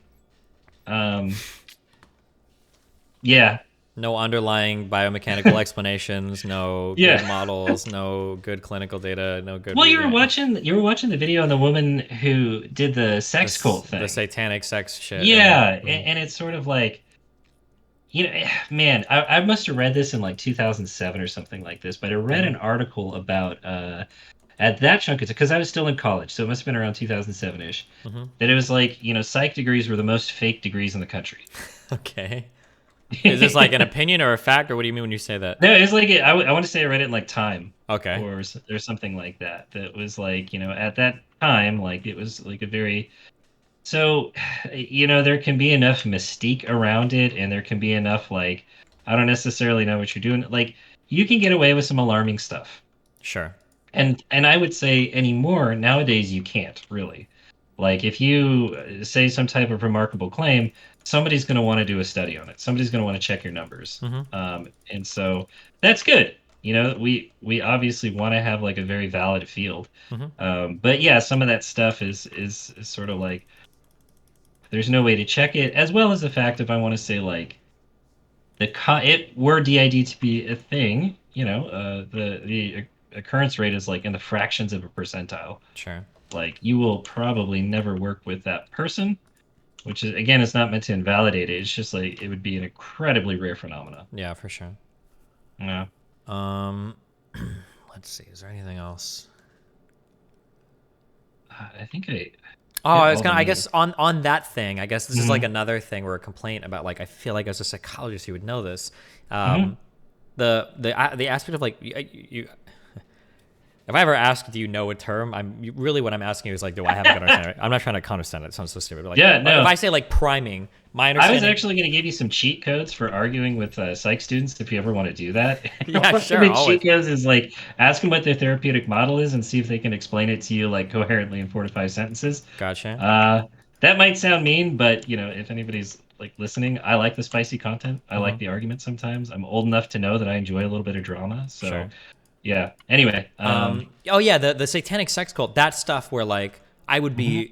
I would be so afraid as a psychologist. Like I feel like stuff related to priming, even as a Yeah. streamer, that's something that's like always in my mind. Where I know that just the way that I phrase a question is Hmm. absolutely going to change dramatically like the response that will be elicited. And there are so many Yeah. cute little studies and in class experiments and shit that teachers have done that have been like researched, Zimbardo's published about blah blah all these people, right? Where it's like, yeah, like oh my god, like the way that Yeah. you can prime a question so minutely can like dramatically vary the results. Yeah, that satanic sex cult stuff was like, how can you not stop and think for a moment, like, man, am I hardcore priming the fuck out of this person to give me certain answers? Feels like something that you should just be aware And of. you I would, well, I get to make myself look great. Like I would say you do, and I would say most of the folks that I know do, and you do think about that a lot. And Mm-hmm. sometimes I'll even bring it up a little bit in a session where I might say something like, "Okay, so I'm kind of tainting the narrative here, like I'm injecting an idea or an opinion that didn't exist. Mm-hmm. So I just want that to be known that that might change what we're going to do here." Sure. Um, because I don't know what people think about counseling or therapy, but it's not advice giving. Mm-hmm. You don't give people advice. You don't tell people what to do. Well, some people do, but you really ought not. And so it really is about kind of like understanding how somebody thinks and feels and how somebody does their stuff. Like that's the goal, Mm-hmm. is to understand like how you came to your thoughts and what it might take to change them. Mm-hmm. So yeah, you really do have to be conscious of things like priming. You have to be conscious of the power dynamic. Your implicit biases are huge. Mm-hmm. Like, am I going easy on this person because I like them? So Yeah. I'm just not going to ask them tough questions, or Is this person kind of lower on the socioeconomic status? So I don't really care if I show up like a couple minutes late to sessions. Mm-hmm. Like those are things you got to think about. Sure. Okay, here's something. Might be a hot take for mine. Maybe we find disagreement here, okay? Oh boy. Um, I don't know if you heard this one. So, my view personally of therapy is that Uh-huh. like therapy is it's essentially like a collection of tools that a person can acquire if needed to kind of like aid them through problems in life. So if you Hmm. have issues that come up and they're just confounding you constantly and you don't know how to overcome them, therapy is a chance by which you gain tools to gain control over yourself and your life. Okay. So something that I don't know if I want to say I'm critical of this, but like when I see somebody that is when I see that like people who are doing therapy for like 10 or 20 years, that feels to me Mm-hmm. like I don't want to say there's a failure there, like the person has failed, because legitimately there might be like people that do need that level of help. But do you think that the goal of people in therapy should be eventually to not be in therapy anymore, or Oh, should it be? absolutely. Okay. Everybody, that's like day one, Hmm. like day one grad school. Your goal is to work yourself out of a job. Gotcha. Okay. And so, but God, that's a tough one. It's Hmm. tough because you connect with people and you meet with them, and they're doing really great. And it's hard to have that conversation about like, so what are you thinking? Yeah. Few more weeks, or what do you want to do? How do You know, you because or yeah, go ahead. because people meet their treatment goals. People are like consistently meeting treatment goals. Life is going good, Hmm. and you do kind of have to tone it down when that happens. When it comes to things like medication, or Mhm. even yeah, therapy in general, like is it ever your place to suggest like maybe it's time we stop this, or what is like an appropriate level of like discomfort? Because anybody that's leaving medication or even therapy Yeah. probably is going to have to endure some level of discomfort to do it. Is it ever, do you ever feel like it's your job to push them in that direction, or do you just allow them to do as they do? Or yeah, that seems like a really difficult thing to deal with. Yeah. Yeah. Oh, that's an easy one. You're real chill about it. And going back to sort of the idea about like the psych students and mistakes that might be made. Hmm. Like there's the APA code of ethics that ideally, while you might not have them memorized, you would kind of know what they're all about. Sure. And it's things like, supporting autonomy, non-malfeasance, fidelity, all that stuff. There's two others that I can't remember right now because I don't have them Okay. memorized. But I just throw it out as like, hey, what do you think about medications? If you want, I can make a referral to the psychiatrist. If you're anti-medication, totally fine. Hmm. We don't have to explore that. What do you want to do? And then they kind of guide it from there. And then once they're on medications, I'm not a psychiatrist, but we would do like monitor like how you feeling? How does the dose feel? Hmm. What are things you would want the psychiatrist to know? Because they will see that person less frequently than they'll see me. Sure. Meds are a deeply personal one. Hmm. Some people view it as cheating. I think that's very sad. Hmm. Um, yeah, I don't know. One of your takes that's not bad, but it's a little interesting. Is sort of talking about like when you kind of go on about like rates of medications are going up as a sign that maybe we're a little bit less happy. Hmm. Um, Well, and yeah. and you may be right there, but what I would say is like, how do we know that that's bad? And It's I don't bad want that oomph. wait, it's bad that we're less happy, or How do we know that if an increase in medication necessarily conflates to less happy? And of oh, course, sure, because there's the level one response is going to be like, well, maybe it's that there were a ton of people that were unhappy, but now we're just discovering it, right? right, Sure. yeah, and there's like different ways. I mean, it's been studied. This is like that would be real easy to look up, but Hmm. and also I realize that makes me sound like I'm like throwing pills down people's throats, which Hmm. it's a personal decision. If folks want to take meds, I say go for it, and if you don't, like don't do it. Hmm. It doesn't mesh with your stuff. Um, yeah, but that's a pretty easy one. Wait, so for the medication part, how Uh, if somebody is on medication and it appears to be huh. helping them, and then their life is in an area where they appear to be relatively stable, do you just open that conversation and you're like, hey, maybe it's time we lower the dose? Like, because it just seems weird because it's like you've got a person, and I guess I would almost view it as like I want to Oh, be this very is the clear. easy part. Oh yeah, okay, go. I Yeah, answer go. I don't. Oh, this is That's a just a conversation between them and the psychiatrist. That is not my job. okay, gotcha. Oh well, that's cheating. You Yeah, cheated your way to that conversation. I Then have okay, cheated my way out of that one. That is not my place. gotcha. Um, which, you know, saying that a little bit tongue in cheek, but I do think that that's kind of an important thing for folks to know Mm-hmm. is like what is the wheelhouse of a counselor and what is not. Mm-hmm. Because Sure. sometimes people kind of do dip their fingers into things where it's like, I understand that you want to be helpful, but that is not really your place to do that. Mm-hmm. Or you're kind of going, outside of your role right now, and Sure. that's maybe not the best Although thing to do. I think I'll push you or ask you on that. Yeah. A psychiatrist's job is to prescribe drugs.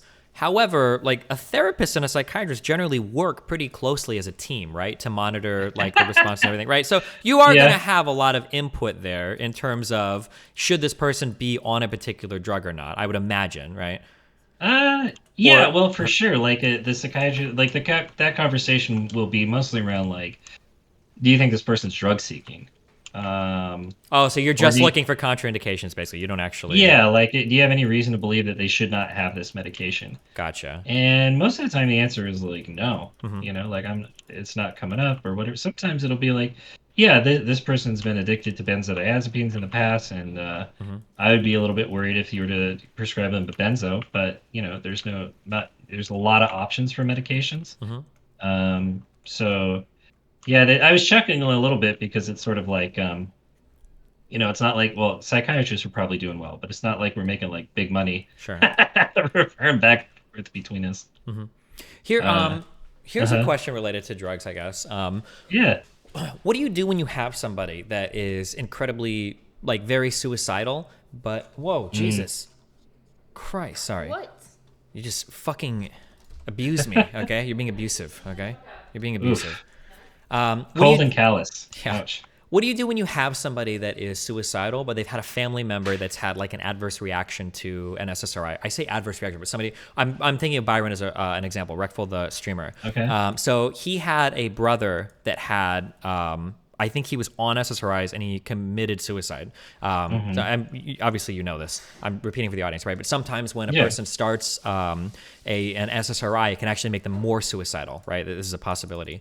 Yeah. When you have somebody that has a family indication like that, or a family contraindication like that, but they still seem suicidal anyway, if you can't pursue drug therapy, at any point, do you ever say like, fuck it, we'll try it anyway? Or is it like strictly off the table? Or this is a very like specific like diagnostic thing or Yeah. whatever. Yeah. I'm just curious what your Well, general thoughts are. I'm not asking you to like say, sure. to be really clear, you're not telling people like, oh, even if you've had this, do this, whatever. Just as a general No, I'm question. going to Yeah. give my coward's answer of like that's a conversation between them and the psychiatrist. Gotcha. Okay. But I will also answer your question as because hot damn, that is a tough one. Yeah. I actually, had an experience in my family of a family member who had that experience. Like they took a medication, they were very suicidal, and Mm-hmm. they completed the event.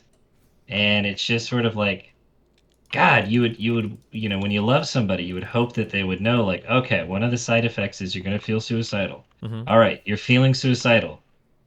Please put two and two together. Mm-hmm. But it's tough. It's more complicated than that. And ultimately, you got to respect the person's autonomy to the best of the ability. I think one of the things that was kind of interesting. I don't want to move too far off, Mm-hmm. but just hearing like the story about like the psychiatric hospitalization. Man, I know that people have some bad stories. Like, Mm-hmm. God, that is just not my experience at all with that kind of stuff. Like, I much more often meet people who were not in a psychiatric hospitalization as long as they felt like they needed to be, as opposed to them being held longer than they thought against their will. Are you talking about Like, people that have been like, is it Brady acted or whatever? well, here we call it the Johnson unit, but the Okay. ED, emergency department, like People that have been suicide. committed against their will, Yeah, basically, after a crazy, yeah. right.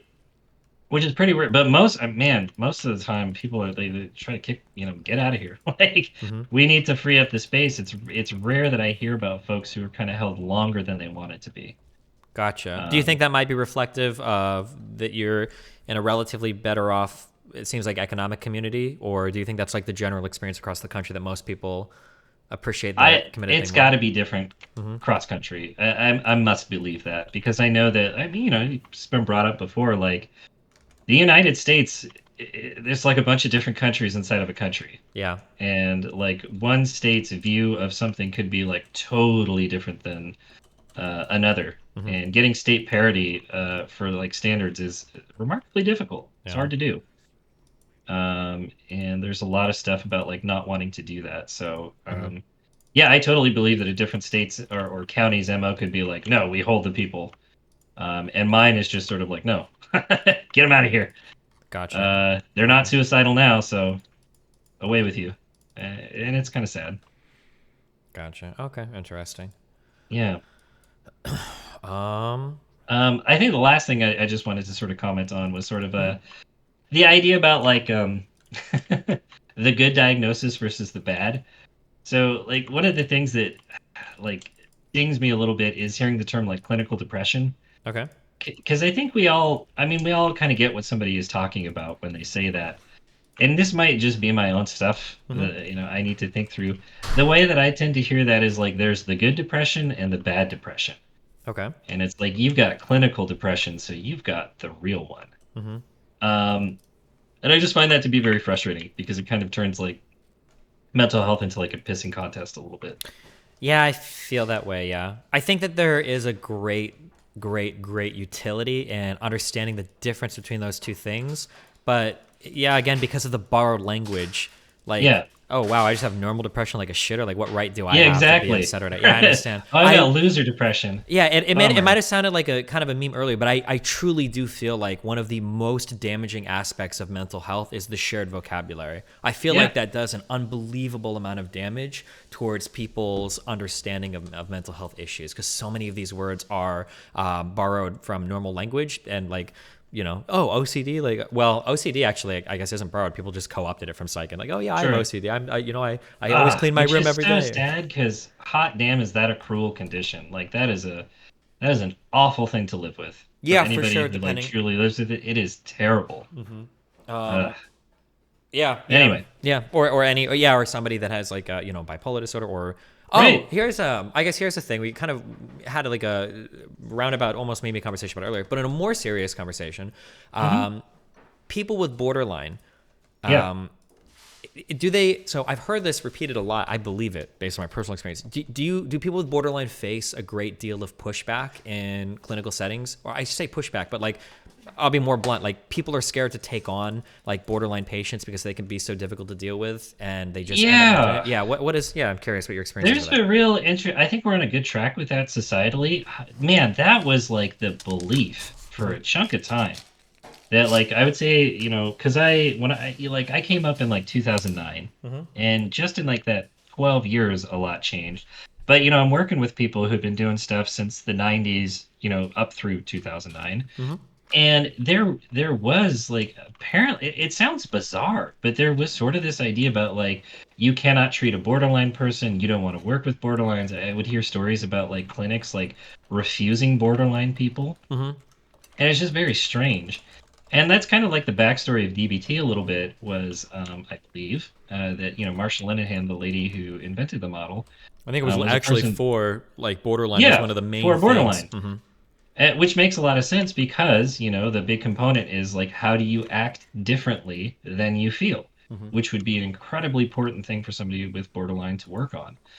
Um, so yeah, that stigma is there, like for sure. Like the behavior set can be very challenging for sure. Like I've worked with a couple of folks who have struggled with it, and those folks, they might call you out in session, which is cool. I like that stuff. Um, it's tough because it's sort of like, it's a lot of stories about like blowing up on other people. Mm-hmm. And that's hard because it's like, you're really working on that. I know you're doing good stuff. Sad to hear that there's another explosive thing or, How? whatever. Okay, Hmm. here's a very difficult question. Okay. Hmm. Maybe even not even an appropriate question actually. If you feel like you know somebody Yeah. and you feel like this person maybe has a cluster B personality disorder, how the fuck do you even begin to approach that conversation? Is it possible? Is there a responsible way to do it? Can you ever? Or like, I'm super curious. Yeah, what is your feeling on that? uh, my answer is going to be really unsatisfactory. Oh boy. This is my job. I love it. Mm-hmm. That is none of my business. That is like if it was somebody that I was really close to, Mm-hmm. I might sort of push them towards counseling. Just Mm-hmm. be like, hey, counseling can be super helpful, all that stuff. But I think that part of the issue, especially when you get into the online stuff, Mm-hmm. is, it's drama. It's juicy, it's fun, it's interesting, all that stuff. And there is a component, of, me drinking a glass of water and playing Factorio and listening to stuff on Oh, the sure. To be shift tab that's like, why do other people care so much about another person's diagnosis? Yeah. Yeah, to be a little bit more clear, I'm sorry. Yeah. I didn't necessarily mean like in Oh, kind of an online meme sense. I mean, like, let's say that you have a close friend and you feel like, bro, you are fucking borderline or you are bipolar. oh Yeah, my you have, gosh, I yeah, totally yeah, misheard that. yeah. My I'm sorry. bad. I don't mean like the meme. I mean Whoops. like you have a real life friend and you're like, and it's more than just like you need to fix your. It's like you need to get help. How do you broach that conversation? Is that even possible? Yeah. Oh, geez. Oh, that's embarrassing. Sorry. No, no, Whoops. you're fine. So You're fine. totally different answer Hmm. now. Um, Firm boundaries. Very firm boundaries about like, you need help. A lot of validation because a key theme about somebody who struggles with borderline is going to be that fear of abandonment. Hmm. And there are folks who struggle with borderline, and there's some documentations of some conversations, and you can kind of like predict when it's going to swell a Hmm. little bit. Like, oh, yep, we got a little bit of abandonment coming in. This person's going to amp up, Hmm. and then they do. And again, this is not to belittle anybody who struggles with borderline. I think learning like your patterns, what makes you tick, can be super helpful. Hmm. Um, but then very firm boundaries with that person about like, these are the things that I can do and these are the things that I can't do. And that's really tough because folks, a person who struggles with borderline might seriously push those boundaries. Hmm. And I think that that can be the hard thing for that person in your life is there can be a behavioral component, again, Hmm. not trash talking anybody with borderline, Hmm. where that person will like follow you. Like you might be like, I need my space or I need whatever, and they will follow you to the next room or they'll follow you through your space. And that can be very difficult. Sure. So, yeah, thinking about what boundaries you can do, what you can commit to, what you can't, being very firm about it, being repetitive about it. Yeah, those types of things. Okay, now I'm going to ask you a bit of a more mimi. Well, no, I shouldn't say that. This isn't actually a mimi question. So I'll ask you something a bit different then, but kind of similar. Yeah. I genuinely believe that I interface with a decent number of schizophrenic people.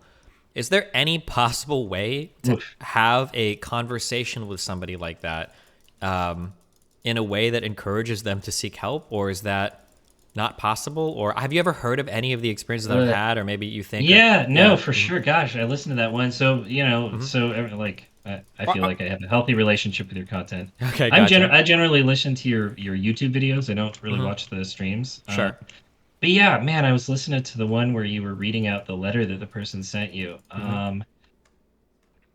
I, that just sucks because you're incredibly limited at what you can do. Hmm. Folks who struggle with schizophrenia generally tend to prefer to be alone. Um, kind of the biggest pieces that pop up. I think a misnomer about schizophrenia is sort of like people seeing and hearing things. What's much more common is sort of like beliefs. Yeah, feelings of either Yeah, persecution or paranoia or grandiosity or right. center of And big conspiracies, and yeah. almost always follows the big three, which is God's alien and government. Um, People Oh, trying to holy take. shit! I didn't even know that. That is so fucking true, though. Yeah. Yeah. Oh, you Mm-hmm. never heard of that before. No, but Yeah. for people that email me, it's always like we're some form of like angel or angelic thing Yeah. or whatever, or that's a big Right. thing. The alien shit, the crop circle stuff, like random articles Hmm. related to aliens doing this thing. And then government sometimes weaves into there, but the God and the alien one, I've seen that a lot. Yeah. Yeah. And people trying to put thoughts into my head, people trying to take thoughts out of my head. There's cameras in my apartment. Mm-hmm. I know that they're in the light socket. That stuff is much more common Mm-hmm. than like other stuff. Folks who struggle with schizophrenia generally, I'm repeating myself, generally want to be alone, so they don't Mm-hmm. really want to be social. That's not everybody, but that's kind of a thing. Mm-hmm. And I don't envy your position as a streamer and a Mm-hmm. public person. Like, having said because there really isn't much. I mean, if you were to like, I could conceivably see you saying to somebody like, "Hey, I'm seeing some warning signs. Maybe you want to think about getting some help," and that person could be like, "Oh, they got to him as well." Sure. Yeah. And that's not to belittle or undermine anybody who struggles with that. Mm-hmm. Again, it's a really rough condition. Medications can be very helpful, Mm-hmm. very, very helpful, if not necessary for folks who struggle with schizophrenia. Throwing that out there. Yeah, that's just not a good position for you to be in. That sucks. Gotcha. Okay. Well, so that was totally useless. Thanks. Sometimes I Yeah, I interface with people, sometimes in adversarial ways, and right. I feel like I don't know if you heard any. Um, I tell me to stop with this every interview. I hesitate to bring up specific examples because I don't want it to sound like I'm asking you as a professional in your professional capacity to evaluate anybody. So if you ever feel like I'm crossing Hey, that line, yeah, feel free to. disclaimer, pure entertainment. Sure, sure. Well, yeah, but the disclaimer means nothing if we actually go Right. to those areas, right? Yeah. So I just want to make sure I'm being Fair. responsible. Yeah. Fair. There are people that so I've interfaced with one person Hmm. recently. If you haven't heard of them, I guess it helps me more because then I don't feel you have more of an attachment. That she basically claims that she's uncovered like a global gamer rape force. And she's like, Oof. she always says that she's in contact with, like, I've reported this to detectives, I'm in contact with these governments, and I know these people or whatever. And she is adversarial towards me, and it's hard to just say, like, hey, you're psychotic, get help. That doesn't seem to be very effective. Mm. Yeah, I'm curious when I have, because if it's just people that email me, it's whatever. But when you start to get into adversarial positions with people like this, it becomes more, now I have more of a prerogative to actually get this Yeah. person to get help. Yeah, is there like a way to approach a conversation like that where you can like kind of gently massage a person towards seeking that kind of help? Is there any way to get them to realize that something might be off, or is that just an impossibility? Yeah, yeah. Yeah, that's a rough one. I would say, yeah, like so. I guess from the liability standpoint, I would say you put it off to somebody, and what it would maybe as simple as having like a sheet of resources, that you could like somebody else would do Hmm. about like, hey, I hear what you're saying. I hear that this is really important to you. Like, I'm a little concerned about some pieces, and here's some resources for things that you could get connected with in your local area. And again, it's just a tough one because it's like, this person is seeking you out. Hmm. Well, unfortunately, And it's even a little bit more. It's like they're not only seeking me out, but they're seeking me out and then threatening to like destroy me by exposing me as part of oh like the global. gosh, And then combine that with kind of the political landscape where, for yeah, regardless of anybody's stance on it, yeah, if you have a woman saying that she's uncovered like a male rapist, a part of a global yeah, conspiracy, blah blah blah. Well, I think. Oh, I'm curious if you're talking this. uh-huh. I've used the terms and some of the vernacular around schizophrenia quite a lot recently when I'm interfaced with some people. But it might be the case that I'm always waiting for somebody to email like, "This is you're totally wrong on this. Is not that at all." If you ever feel that way, feel free to tell me. One of my I feel like something that bothers me with some people with certain whether we're Hmm. talking about cluster B things or whether we're talking about schizophrenic people is people have this impression that these people wander the streets like zombies sounding insane all the time. But it Sure, feels like in my experience that in talking to even with people with schizophrenia that have some of these delusions, that if hmm, you're just having a normal conversation or if certain topics don't come up, they actually sound incredibly lucid and super normal and super sane. They don't actually sound out there all the time, depending on where the yeah, topics go. Yeah, does that feel real accurate or people, yeah. yeah, yeah, and I think that to that effect, like I think that yeah, I would say that, one of the things that I think is important is just like moving away from pathologizing as much as we can. For sure. And so even if it's like to the point of like being able to compartmentalize, like, this might be a little bit of the schizophrenic pieces coming out, but this is the real person right here. Hmm. I think it's kind of like a much more compassionate way of viewing some of those things. Um, I agree with the compassionate part. So I'm coming at yeah. this more selfishly though. So my issue is when I spoke to this person initially, I knew a Yeah. lot of background information about them, but I didn't let that on. We had about a 2 hour Hmm. conversation. For the first hour, I didn't breach any of the topics that I knew would kind of trigger some of the crazier things that this, I don't like to say crazy. Some of the more delusional sounds like an insult too, though, but I didn't entertain any of their delusions or go into those topics. And for the first hour, the person sounded like incredibly intelligent. Like my whole chat loved this person. They're like, "Oh, this person's yeah, this is super true. Like they're really smart. They're Okay. into this." And it wasn't until I breached some of the more particular topics that I knew would kind of trigger their responses, then everybody was like, "Whoa, this person is absolutely out there." So it's a little bit frightening to me that somebody with that level of delusion could theoretically present a story to somebody and come off as incredibly lucid the entire time. And then if it ever comes back to me, I'm left saying, well, okay, listen, I know they sounded smart, but this person is like schizophrenic, right? It makes me sound like I'm just, I don't want to use the term crazy making, but it sounds like I'm actually doing that. Like, oh, no, no, trust me, that person's crazy. So I guess, Well, I guess my yeah. question would be like, what is the concern there? Because when we talk about like I think schizophrenia is very much one of those things that ideally would be destigmatized quite a bit. For Like, sure. you could hear doctors and teachers and like all kinds of folks who might maybe struggle with schizophrenia and they're are kind of going about their lives managing it. What would you say the concern is that you're The having? concern would be this person presents a pretty compelling story to other Okay. people that I am like part of a big rape conspiracy and I'm covering it up and banning her from places to try to silence her, uncovering that basically. And because she sounds like relatively lucid and everything, it comes off as being pretty legitimate. Yeah. Yeah, I see. So they're saying they I mean, I'm glad it's entertaining to you, but yeah. it's not funny. It's Okay. not funny, but Yeah. I feel like you're saying like they're lucidly expressing that I'm part of a rape cabal. Basically, yeah. Sorry Or about the R word. that I'm being Yeah. complicit in covering it up essentially. Yeah. Yeah, which sounds somewhat like an oxymoron. Lucidly describing that. Yeah, it's oof. Well, and I would say like uh, you know more about this stuff than I do. Mhm. Like, what boundaries do you feel like you need to set, and what makes it hard to do so? Well, so this is the issue that I have as a public figure. Yeah, Unfortunately, right. I have been gifted with extreme resilience.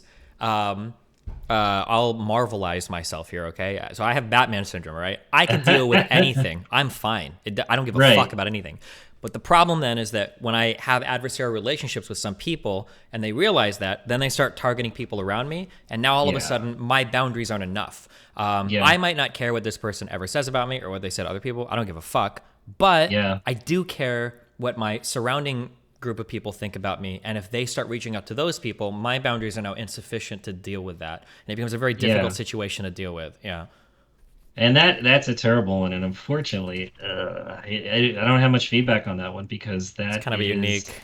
it's extraordinary, Yeah. and I mean that sort of like in the proper sense, like it's an extraordinary circumstance that your average person would not have to deal with.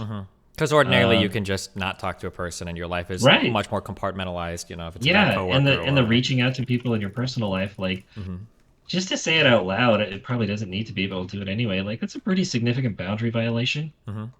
And if that's happening, like obviously huge red flags. Yeah. Um, but hard. Oh, here, I guess here's like a general. I always like to Yeah, get this type of feedback. I have my own thoughts, but I think it's good for people to hear. And maybe I yeah. improve my thing. How do you decide for yourself what is a healthy personal boundary versus what is an unreasonable expectation for me to burden someone else with? Yeah. Sorry, I'm laughing because I feel like I know where this this one comes from. Well, wait, maybe you might not know actually. So Oh, I'll okay, say, maybe not. in a public sense, this might come from the one girl that I've dealt with who obviously seems like she has unreasonable boundaries. But I'll say, in a Yeah, personal sense, the way that I engage with people sexually, romantically, and on a friendship yeah, level. I have certain expectations that I have for my personal relationships, but then like I'll have people tell me like this is not realistic. Like you are mind fucking people or you're drawing people into relationships that are untenable, like, or they can't maintain these. And so yeah. I kind of have to sit back sometimes and wonder, like, do I have like unreasonable expectations for people? Or is the way that I approach things like, yeah, I'm curious. I'm not asking you, I guess, for a therapy session, but like, how do Sure. you, yeah, how would, yeah, I'm sorry. Let's crack this open. No, Yeah, no, no, no. but I'm I'm curious gonna because give it's, opinions on yeah, this. go for it. Yeah. How do you decide like, okay, this is a reasonable boundary versus this is like a super unreasonable boundary? Yeah. Yeah, I would say a big thing is if you're comfortable walking away, because I Okay, feel but like this that is is. okay. Fuck. So this is the one I have to push Uh, back on. I am this because this is my standard response. Because anytime uh-huh. somebody gives me this thing where they're like, "I don't think this is fair," my number one response is like, oh, "Okay, well then fucking leave. I don't give a fuck." So, but I feel like that's probably is that. Do you really think that's like the healthiest way to? Because I can cut and leave on any situation. I don't give a fuck. Here's But the thing. yeah, You are allowed to be a jerk. You're allowed to be mean. okay. You're allowed to be unkind. And if that works for you, like and this sounds like this might sound like I'm talking trash right now. I really Hmm. don't I don't mean that. But it's sort of like my boundaries are important. Sure, And it exists to protect me. sure. And hopefully the people around me as well. But first and foremost, it exists to protect me. And so if somebody is sort of like pushing that boundary, this is actually something that will pop up in session a fair amount with other people, which is like you can learn a lot about somebody Hmm. by how they treat your boundaries. I agree with that to some Yeah, extent, but then it's weird because I feel like I'm playing devil's advocate against myself. So you are. It's yeah, weird. sure. So the thing though is that like we can probably agree that there exists unreasonable boundaries, right? Yeah, So we'll say I'll use an extreme one. My boundary is that if we're going to be friends, I'm going to constantly call you the N word. That's my boundary, right? Now sure. that's a boundary that I might set that I genuinely feel comfortable with, and it makes me happy, and blah blah blah. But I imagine that if we had a session and I talked about this boundary and, I'm okay not having very many friends and I don't because of this boundary. And, I Hmm. imagine you would, I would imagine you would say something like, okay, well, maybe this is a boundary that we don't need, that doesn't serve a greater purpose. That's not a healthy boundary. Like, yeah. Or would you just say whatever boundary you want, you can, No, you talk about the idea of sort of like violating other people's boundaries as a mm-hmm, problem, things that pop up with like too much closeness. mm-hmm, So when we're too close to people, we run the risk of sort of like violating their boundaries. Like, oh, I'm comfortable talking about these things, so you must be as well. mm-hmm. Um, and there is a component of that of like acceptance. So it's sort of like if I accept the outcomes, then we're kind of done here. But if I don't accept the outcomes, then that's important because a big thing to think about is like if this is not a problem, then why are we talking about it? Like Sure, if I you're understand. Yeah. comfortable accepting the outcome of an action, then we're done here. So then the But if question you're would be if do yeah, you feel like your boundaries are causing you to be unhappy by, let's say that we have a boundary that drives people away from us. Well, is that right. upsetting to you? If it's not, then okay. Yeah, all right. Yeah. Um yeah, and I'm not gonna I am not going to give you feedback. Sure, that's fine. But that would be yeah, like if something is rubbing a person the wrong way, like I don't like these outcomes, Mm-hmm. well, then it's worth investigating. But if you're fine with the outcomes, then you're fine with the outcomes. Which, is always like, again, kind of going back to it a little bit, is a curiosity that I have. When I listen to folks, and I kind of get it, I suppose, but I just sort of feel sometimes like, boy, man, it is really tough for folks to leave. Um, Yeah. and, Holy shit. yeah, and I'm not talking about like yours. We just recapped this, so I don't want to hit it again. Not talking about Mm-hmm. your situation, like where you're kind of trapping a public person, Mm-hmm. but just in general, like man, it can be really tough for people to leave. It's just Yeah. like So you something. set your boundary, now walk away, Mm-hmm. now go. But I get it; it's hard. Mm-hmm. That's not lost on me how hard that is. Yeah, for sure. That's something that I mentioned before in my early 20s. I take that for granted because it's very easy for me to cut when I feel like it's not working for me anymore. But then obviously with my relationship with Melina, most people I don't think can do that, or it seems to be the case. It's very hard for me to understand that type of thought process where people will stick around in negative situations. But I understand that it happens, and there must be some, whether it's maladaptive or whether it's like ordinary healthy social human behavior. Yeah, it seems like it's very difficult for a lot of people to do that. Yeah, I mean, there's reasons why we break up with people, and there's reasons why friendships end, Mm-hmm. and some of those get to be acceptable. And I would say, like, we talked about like the safety. The other big two when it comes to boundaries are like flexibility and connectedness. So, like, can I be flexible when I need to be flexible? It would be a thing that a person might talk about. Sure. Hopefully, this was a positive experience with a mental health person as opposed to some of the stranger ones you've had. Between Yeah. myself and the last fella you talked to, hopefully that's Yeah. Yeah, he was really cool too. Yeah. changing perceptions as well. Gotcha. Oh yeah, true. We need those more positive perceptions of yeah. Awesome. Right on. Well, thank you so much, and you have a good night. Yep. Have a good one.